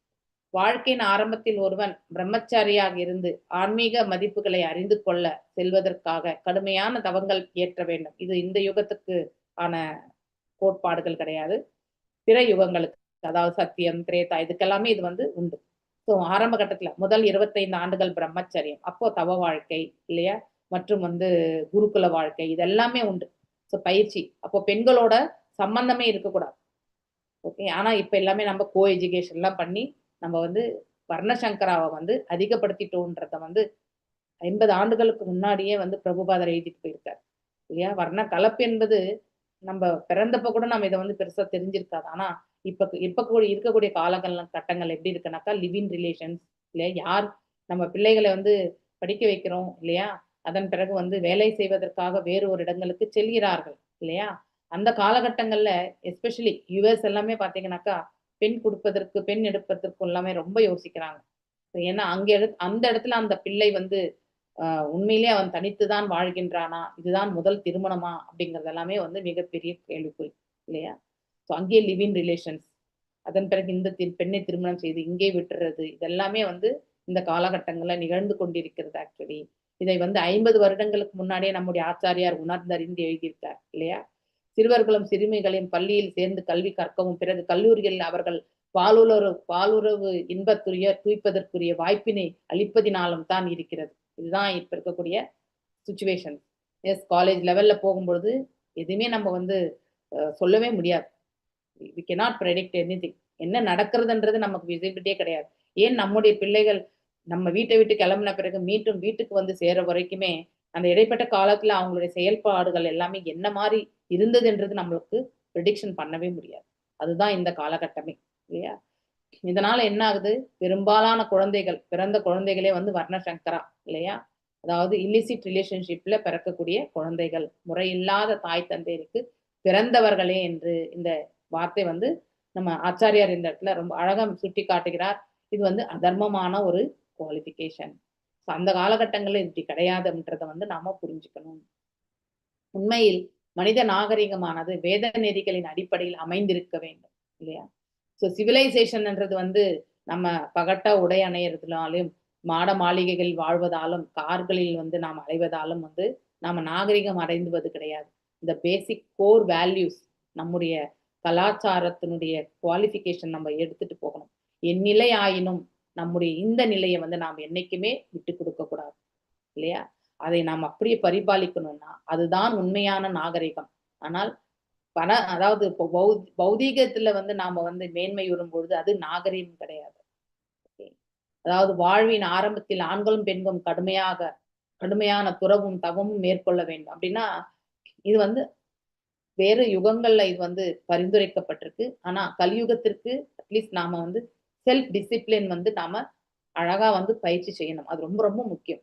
அவர்கள் பெரியவர்களோடான மனம் முடித்து அப்பா அம்மா பார்த்து திருமணம் செய்து வைக்கிறது இல்லையா? அதன் பிறகு மகப்பேறு பெறுவது, இதுதான் வந்து கர்ப்பதான சம்ஸ்காரம். இதெல்லாமே வந்து நம்ம ஒன்னொன்னா எடுத்துட்டு போகணும். அதுதான் உண்மையிலே நாம வேத நாகரிகம் என்று சொல்லப்படுது. அதை நாம பரிபாலிக்கணும். குழந்தைகள் பெரியவர்களானவுடன் ஆண் இல்லறம் துறந்து இல்லையா? அதாவது 50 வயதுக்கு பிறகு இந்த இல்லற வாழ்க்கையை வந்து நம்ம வந்து துறக்க வேண்டும். ஆனா இப்ப இருக்கக்கூடிய காலகட்டங்கள்ல நாம் என்ன செய்யணும்? பக்தியில நாம நிறைய ஈடுபடுத்திக்கணும். பக்தி சேவைகளை வந்து நம்ம ஈடுபடுத்திக்கணும். அதுதான் நம்ம செய்ய வேண்டிய. காலத்திற்கும் சூழ்நிலைக்கு ஏற்றவாறு இடம், காலம், சூழ்நிலை இதற்கேற்றவாறு நம்முடைய செயல்படும் தன்மையை வந்து மாற்றி அமைத்துக் கொள்ளணும். நான் கலியுகத்துல வந்து சத்யுகத்துல பண்ண மாதிரி நான் தவ வாழ்க்கை பண்றேன்னு சொல்லிட்டு காட்டுக்கு போக முடியாது. அங்கே நம்ம யாரும் நம்மளை ரட்சிக்க மாட்டாங்க இல்லையா? இவ்வாறு ஒருவன் கடவுள் ராஜ்யத்திற்கு வீடு பேறு பெற்று செல்வதன் மூலம் வாழ்க்கையினை நிறைவுடையதாக்கி கொள்ள முடியும். இதுதான் நம்ம பரிபாலிக்க வேண்டிய முறை. மாணவ பருவத்தில் ஒருவன் தவங்களையும் துறவு நெறிகளையும் பயிற்சி செய்யவில்லை என்றால் அப்படின்னா ஆஸ்டாரிட்டிஸ் எப்படி வரைமுறையோட வாழணும்ன்றத வந்து அவன் பழகவில்லை என்றால் அவனால் கடவுள் இருப்பதை புரிந்து கொள்ள முடியாது. இறைவன் ஒருத்தர் இருக்கார் என்றதை ஏற்றுக்கொள்ளக்கூடிய அந்த சக்தி அவனுக்கு கண்டிப்பாக கிடையாது. கிருஷ்ணரை உணராத ஒருவன் தனது வாழ்க்கையினை நிறைவுடையதாக்கி கொள்ள முடியாது. இறை உணர்வு நம்ம இடத்தில் இல்லை என்றால் நம்முடைய வாழ்க்கையும் முழுமை அடையாது. எதுவரைக்கும் நாம வந்து இறை உணர்வற்று நம்முடைய செயல்களில் வெறுமனே பௌதிகமாக நம்ம ஆற்றிக் கொண்டிருக்கிறோமோ அதுவரை நாம் அஞ்ஞானத்தில் உழண்டு கொண்டிருக்கின்றோம் என்று பொருள். ஓகே. தந்தை அதன் பிறகு கிருஷ்ண உணர்வில் வளர்ச்சி பெற இல்லம் துறந்து செல்லலாம். முதிர்ந்த ஞானத்தை சார்ந்த எல்லாம் வளர்ச்சி அடைகின்றன. அப்படின்னா டெப்த் நாலேஜ் இருக்கணும், உண்மையான ஞானம் இல்லையா? ஸோ இந்த பௌதிக உலகத்துல இருக்கக்கூடிய ஞானம் கிடையாது, ஆன்மீக தளத்தில் இருந்து கொண்டு உணரக்கூடிய ஞானம். மன்னர் பிராசீன பரிஷத் கடலுள் இருந்து தவம் செய்து கொண்டு தன் மைந்தர்கள் நாட்டிற்கு திரும்பி வருவதற்குள்ள அரண்மனை துறந்து சென்றார். ஆனா எப்ப சென்றார்? அவர் நாரத மகரிஷிடம் இருந்து அதாவது ஞானத்தை பெற்ற பிறகுதான் போனார். அது வரைக்குமே அவர் வந்து தன்னுடைய பிள்ளைகளுக்காக தான் காத்துட்டு இருந்தார் இல்லையா? பிராசீன பரிஷத் தன் மைந்தர்களின் வரவிற்காகவே காத்திருந்தார். ஆனால் நாரத மகரிஷின் உபதேசத்தை கேட்ட பிறகு என்ன பண்ணார்? உடனடியாக அவர் வந்து தன்னுடைய அரச இதை வந்து துறந்து இல்லையா, பொறுப்புகளை எல்லாம் அமைச்சர்களிடத்துல கொடுத்து தன்னுடைய பிள்ளைகளுக்கு என்ன கட்டளைகள் வந்து சொல்லணுமோ அது அனைத்துமே அந்த அமைச்சர்களிடத்துல எடுத்துரைத்து சென்றார். ஸோ இவ்வாறுதான் அவர் அவர்களுக்காக காத்திராமல் உடன் இல்லறம் துறந்தார் என்று சொல்லப்பட்டிருக்கு. ஆனா வசதியான வாழ்க்கையை வாழ்ந்துட்டு நம்ம வந்து ஏதுமில்லாத வாழ்க்கைக்கு செல்றது மிக மிக கடினம். அதை ஏற்றுக்கொள்ளக்கூடிய பக்கம் இல்லையா? இது பிரகலாத மகாராஜினாலும் அறிவுறுத்தப்படுகிறது. பாதம் பிரகம் அந்த கூப்பம். அதாவது உலகில் வாழ்க்கையினை முடிவுக்கு கொண்டு வர நாம் இனிமே பிறவாத வரம் பெற வேண்டும் என்றால் ஒருவன் தனது வசதியான வாழ்க்கையினை துரத்தல் வேண்டும். அப்படின்னா வசதியான வாழ்க்கை இருந்தால் மட்டும்தான் நான் வாழ்வேன் என்ற எண்ணத்தை நாம துறந்து விட வேண்டும். என் நிலையாயினும் நாம் அதை ஏற்றுக்கொள்ளணும். இதுக்கு உதாரணம் பாண்டவர்களை பார்க்கணும் இல்லையா? அவர்கள் பாண்டு மகாராஜரோட அவங்க எங்க இருந்தாங்க? காட்டுல இருந்தாங்க இல்லையா? அதன் பிறகு நாட்டிற்கு வந்தார்கள். பிறகு அவர்கள் நாட்டை இழந்தார்கள் இல்லையா? எங்கே? வாரணாவதத்துல வந்து அங்கேயுமே அவர்கள் முழுசாக தங்களை இழந்தார்கள். காட்டில் இருக்கக்கூடிய காய்கனிகளை உண்டே அவர்கள் வாழ்ந்தார்கள் இல்லையா? அதாவது எந்த சூழ்நிலையும் அதற்கேற்றவாறு அவங்களால வந்து அட்ஜஸ்ட் பண்ண முடிஞ்சது. அத்தகைய குணாதிசயம் தான் நம்ம வளர்த்துக்கணும். மீண்டும் அவர்கள் வந்து அரசை ஆண்டார்கள் இல்லையா? யுதிஷ்ட மகாராஜா 32 ஆண்டுகள் அப்ப அரச பதவி இருந்தது. இப்படி அதன் பகவான் இந்த பிரபஞ்சத்தை விட்டு நீங்கினார் என்பதை தெரிந்தவுடன் அவர்களும் என்ன பண்ணாங்க? அனைத்தையுமே துறந்து வடக்கு நோக்கி சென்றார்கள். அதாவது full and full 360 degrees down இல்லையா? நம்ம வாழ்க்கையில கொஞ்சம் சறுக்கல் வந்தாலே நம்ம எதையோ இழந்துட்டோம்னு பயம் வந்துடும் நமக்கு. எதுவும் இல்லைன்னா நம்ம என்ன ஆகும்ன்ற அந்த பயம் வந்துடும் நமக்கு இல்லையா? ஆனா அவங்க ஒவ்வொரு சூழ்நிலையிலுமே உயர்வான ஸ்தானத்தையும் பெற்று ஏதுமில்லாத ஸ்தானத்திற்கும் வந்தவர்கள் அவர்கள். ஸோ அந்த அதாவது உள்ளதை உள்ளபடி உணரக்கூடிய பக்குவத்தை பெற்றிருந்தார்கள் பாண்டவர்கள். அவங்களே ஒரு எக்ஸாம்பிள் நமக்கு. இல்வாழ்க்கை என்பது ஆத்மாவை அழிப்பதற்குரியதாகும். எது வரைக்கும் நாம் இல்வாழ்க்கை மீதே பற்றுதல் கொண்டிருக்கின்றோமோ அது வரைக்கும் இந்த உலகாயுத விஷயங்கள்லயே நாம் ஈடுபட்டு கொண்டு மீண்டும் இந்த இடத்துல பிறக்கக்கூடிய வரத்தை பெறுவோம். அதுதான் நமக்கு ஆத்ம பாதம் அப்படின்னா ஆத்மாவை அழிப்பதற்குரியதாகனா எந்த சமயத்துல நம்ம சரிக்கு எந்த லெவலுக்கு நம்ம விழுவோம் நம்மளால ப்ரெடிக்ஷன் பண்ணவே முடியாது இல்லையா? அதனுள் தவறி விழுபவன் பிறர் காணாது இறந்தும் விடுவான். எனவே ஒருவன் இல்லற வாழ்க்கையில அதிக பற்றுதல் வைக்கக்கூடாது. நிமித்த மாத்திரம் செயல்படுவதற்கு நம்மளை நாம தயார்படுத்திக்கணும். அது ஒருவன் கிருஷ்ண உணர்வில் வளர்ச்சி பெற்றால் மட்டும்தான் முடியும். இதுதான் உண்மையும் கூட. நம்முடைய கிருஷ்ண உணர்வுக்கு வர்றதுக்கு முன்னாடி நம்முடைய சூழ்நிலை எப்படி இருந்தது, இப்ப வந்த பிறகு நம்மளால என்ன மாற்றங்கள், எவ்வாறு நாம செயல்படுகின்றோம், இதையெல்லாம் உட்கார்ந்து நம்ம அலசி ஆராய்ந்தால் இந்த லாஸ்ட் வரி உண்மை என்பதை நிதர்சனமான உண்மை, எந்த காலகட்டத்திலுமே இருக்கக்கூடிய உண்மை இது இல்லையா? முக்காலங்களிலுமே தீக்ஷா தீஷிதா பிரம்ம சத்ரேன சர்வபூதாத்ம மேதசா பிரச்சீத்யாம் திசி வேலாயாம் சித்தோ அபுத்யத்ர ஜாலலி. பிரச்சேதர்கள் என்ன பண்றாங்க? ஜாலலி முனிவர் வாழ்ந்து கொண்டிருந்த மேற்கு கடற்கரை நோக்கம் செல்கிறார்கள். ஸோ எப்பவுமே இந்த ரிஷி முனிகள் வாழக்கூடிய அந்த ஸ்தலத்திற்கு செல்லும் பொழுது அந்த இடம் என்ன ஆகுனாக்கா தீர்த்தம் குருவந்தி தீர்த்தானி இல்லையா? புனிதம் அடைந்த ஒரு ஸ்தலமாக இருக்கும். நமக்கு அது என்ன ஆகும், நம்ம தவ வாழ்க்கை மேற்கொள்றதுக்கு அது சுலபமான ஒரு ஃபேவரபிள் கண்டிஷன் இருக்கும். அதனால்தான் அங்க சென்றிருக்கிறார்கள். இதை நாம் உணரணும்னா ஐ திங்க் நம்ம யாத்திரைகள் போகும்பொழுது நிறைய அனுபவங்களை பார்ப்போம் இல்லையா? ஆனா உடல் உபாதைகள் இருந்தாலும் நம்ம எவ்வளவு தூரம் வேணாலும் நடந்துருவோம், எவ்வளவு தூரம் வேணாலும் போயிட்டு வந்துருவோம் இல்லையா? உணவு இல்லை என்றாலும் நம்ம நீரை பருகி கூட நம்ம வாழ்ந்துருவோம் யாத்திரைகளுக்கு செல்லும் பொழுது. ஏன்னா நம்ம பக்தர்கள் கூட்டத்தோடு இணைந்திருக்கிறோம். அந்த யாத்திரை தலத்தையே தூய்மைப்படுத்துபவர்கள் இந்த பக்தர்கள் கூட்டங்கள் இல்லையா?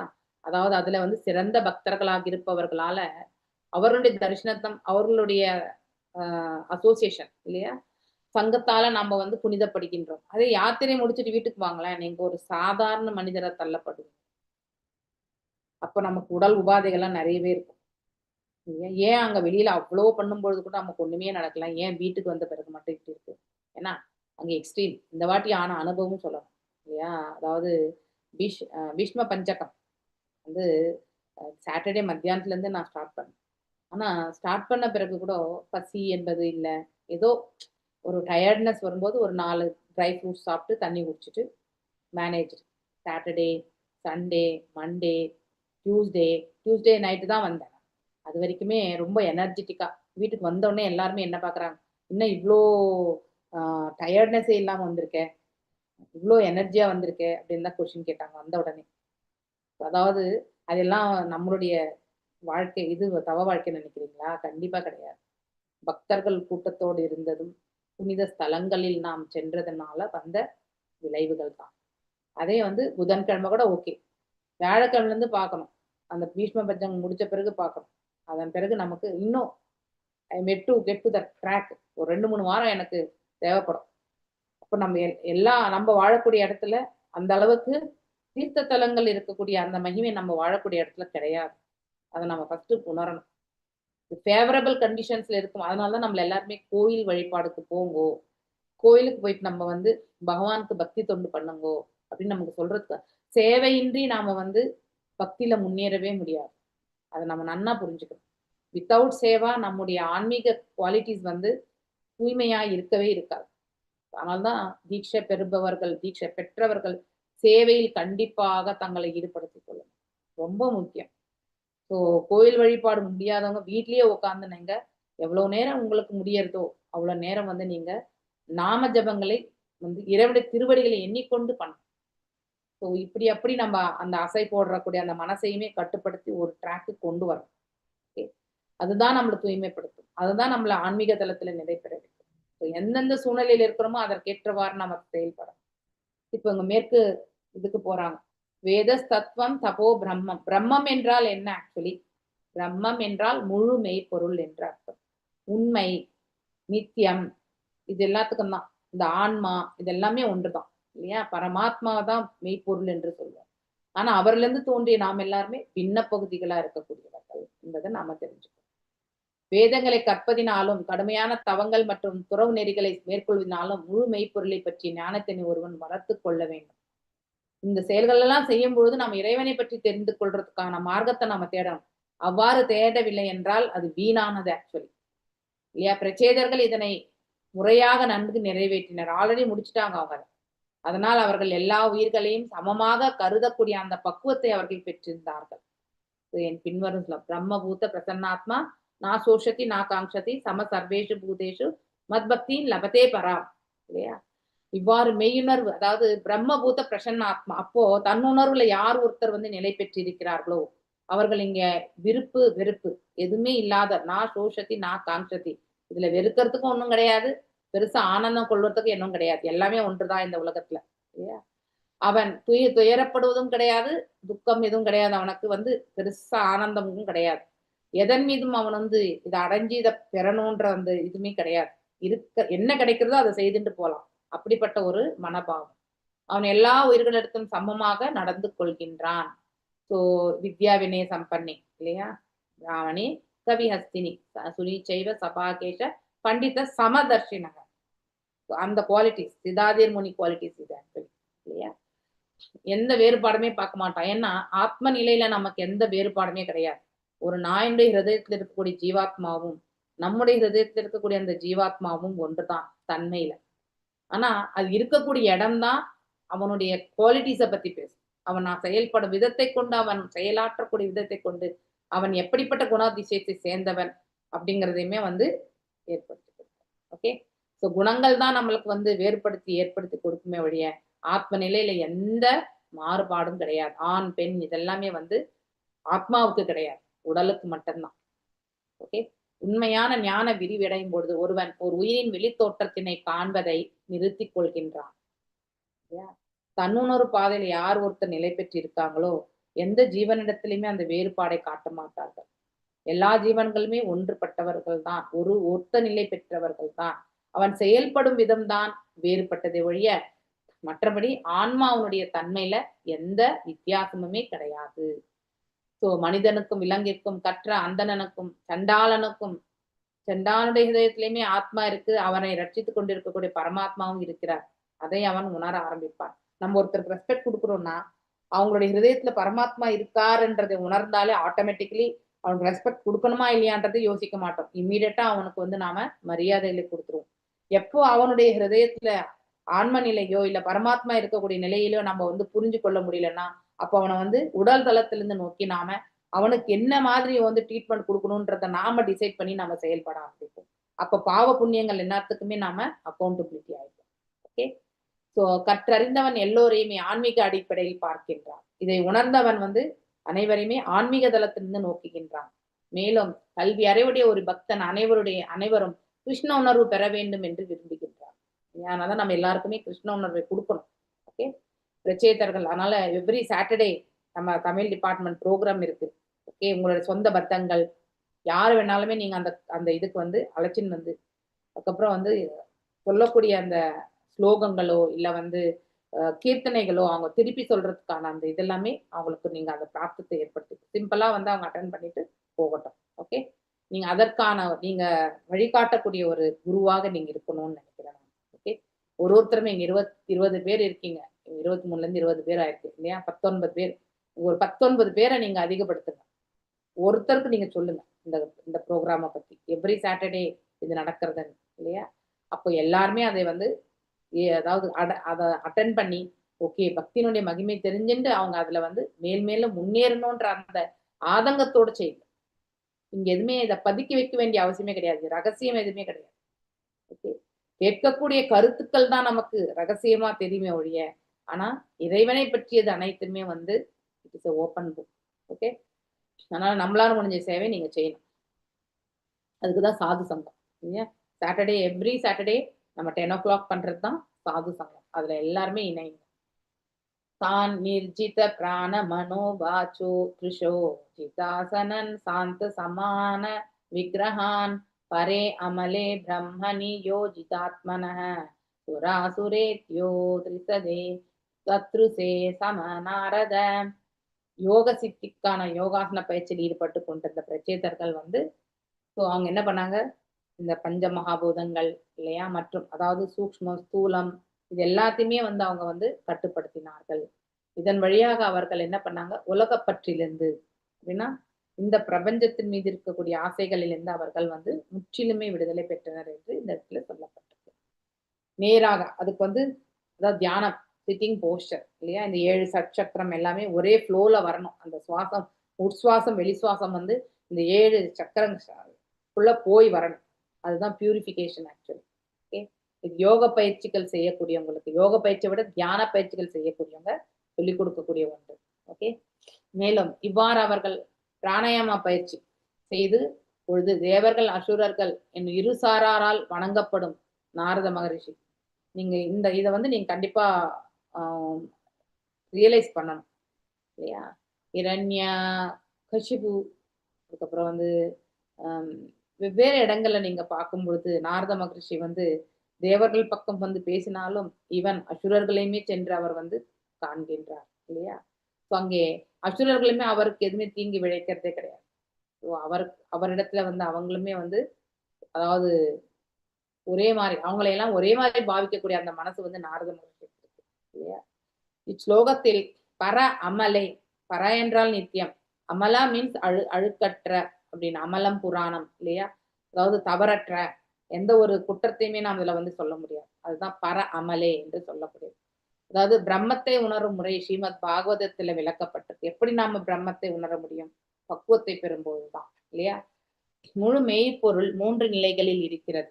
அதாவது பிரம்மம், பரமாத்மா, பகவான் இல்லையா. இந்த 3 நிலைகளில் நாம் எதை உணர்கின்றோமோ அந்நிலையாக பகவானை சேவிக்கிறோம். ஆனால் உண்மையிலே வந்து பகவான் ரூபம் கொண்டவர். ஓகே, ரூபமற்ற தன்மையை மட்டும்தான் நம்மளால டைரக்டா உணர முடியும். ரூபத்தை வந்து பகவானை தரிசனம் கொடுத்தா மட்டும் தான் நம்மளால உணர முடியும். ஸோ அதை அத்தகைய நிலையில இருக்கக்கூடியவங்களுடைய இது வந்து முழுமையாக இறைவனை வந்து உணர்வதற்கான ஒரு வழி அவங்களுக்கு கிடைக்கிறது இல்லையா. ஓரளவுக்கு வந்து பகவானை பத்தி அவங்களால தெரிஞ்சுக்க முடியும். ஸோ ஆற்றல் என்பதுல வந்து பேசிக் லெவல், அதன் மேல பரமாத்மா 4 கைகளுடைய அந்த நிலை, அடுத்து பகவான் வந்து 2 கைகளுடைய நிலையில இருந்து பார்க்கக்கூடிய அவருடைய வார்த்தைகளில் ஸ்னிக்த பிரவருத்த கனஸ்மா ஷியாமம், அதாவது பாகவதம் 4வது கேண்டோ இதே காண்டத்துல 24வது ஸ்லோகம் 45வது ஸ்லோகமா சொல்லப்பட்டிருக்கு. 24ஆம் அத்தியாயத்துல அங்க சிவபெருமானுடைய உபதேசத்தின்படி, அதாவது ருத்ரகீதத்துல தங்கள் மனங்களை பரபிரம்மத்தின் ஷியா மகரந்த ஷியா மசுந்தர வடிவத்தின் மீது, ஷியாம சுந்தரது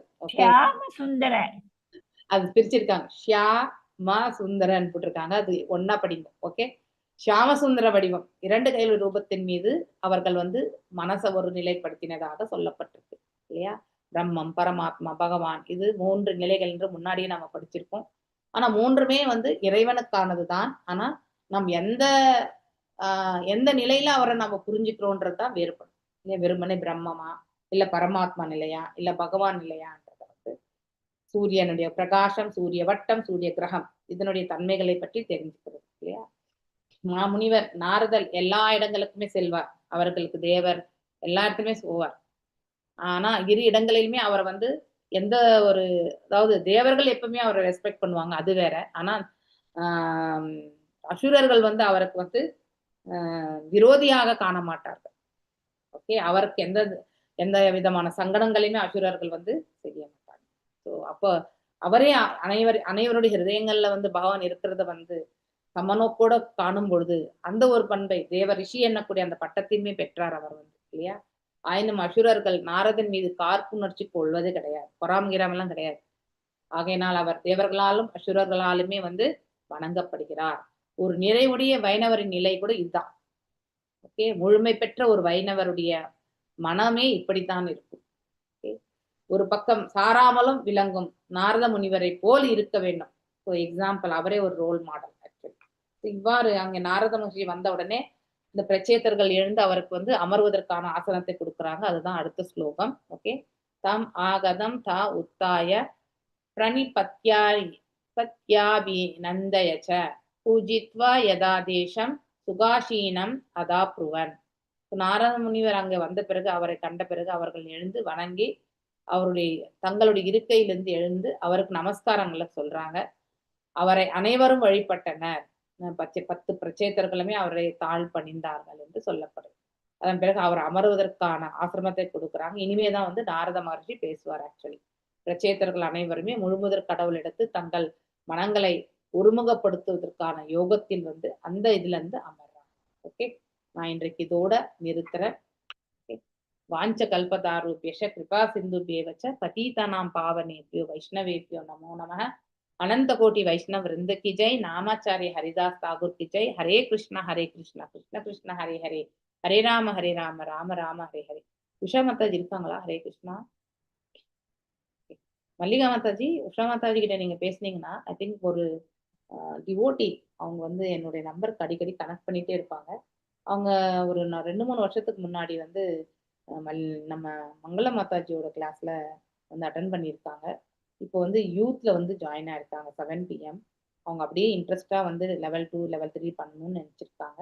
நீங்க அவங்களுக்கு அதை சொல்லுங்க. டுமாரோ அவங்கள வந்து ஒரு நல்ல சின்ன பிள்ளைங்க கிளாஸஸ் எடுக்கிறதுக்கு நமக்கு வந்து அவங்க ஒரு பக்தரா ஆவாங்க. She's a student actually. Okay okay Mataji. அது நான் நிறைய வாட்டி சொல்லணும்னு நினைப்பேன், மறந்தே போயிடுறேன். இப்போ ஜஸ்ட் நான் வந்து உங்களுக்கு சொல்லியிருக்கேன். நீங்க அவங்க கிட்ட பேசும்போது இதை பத்தி பேசுங்க. ஓகே மாதாஜி. மங்கள மாதாஜியோட ஸ்டூடெண்ட் இப்போ வந்து யூத் கிளாஸ்ல சேர்ந்திருக்காங்க.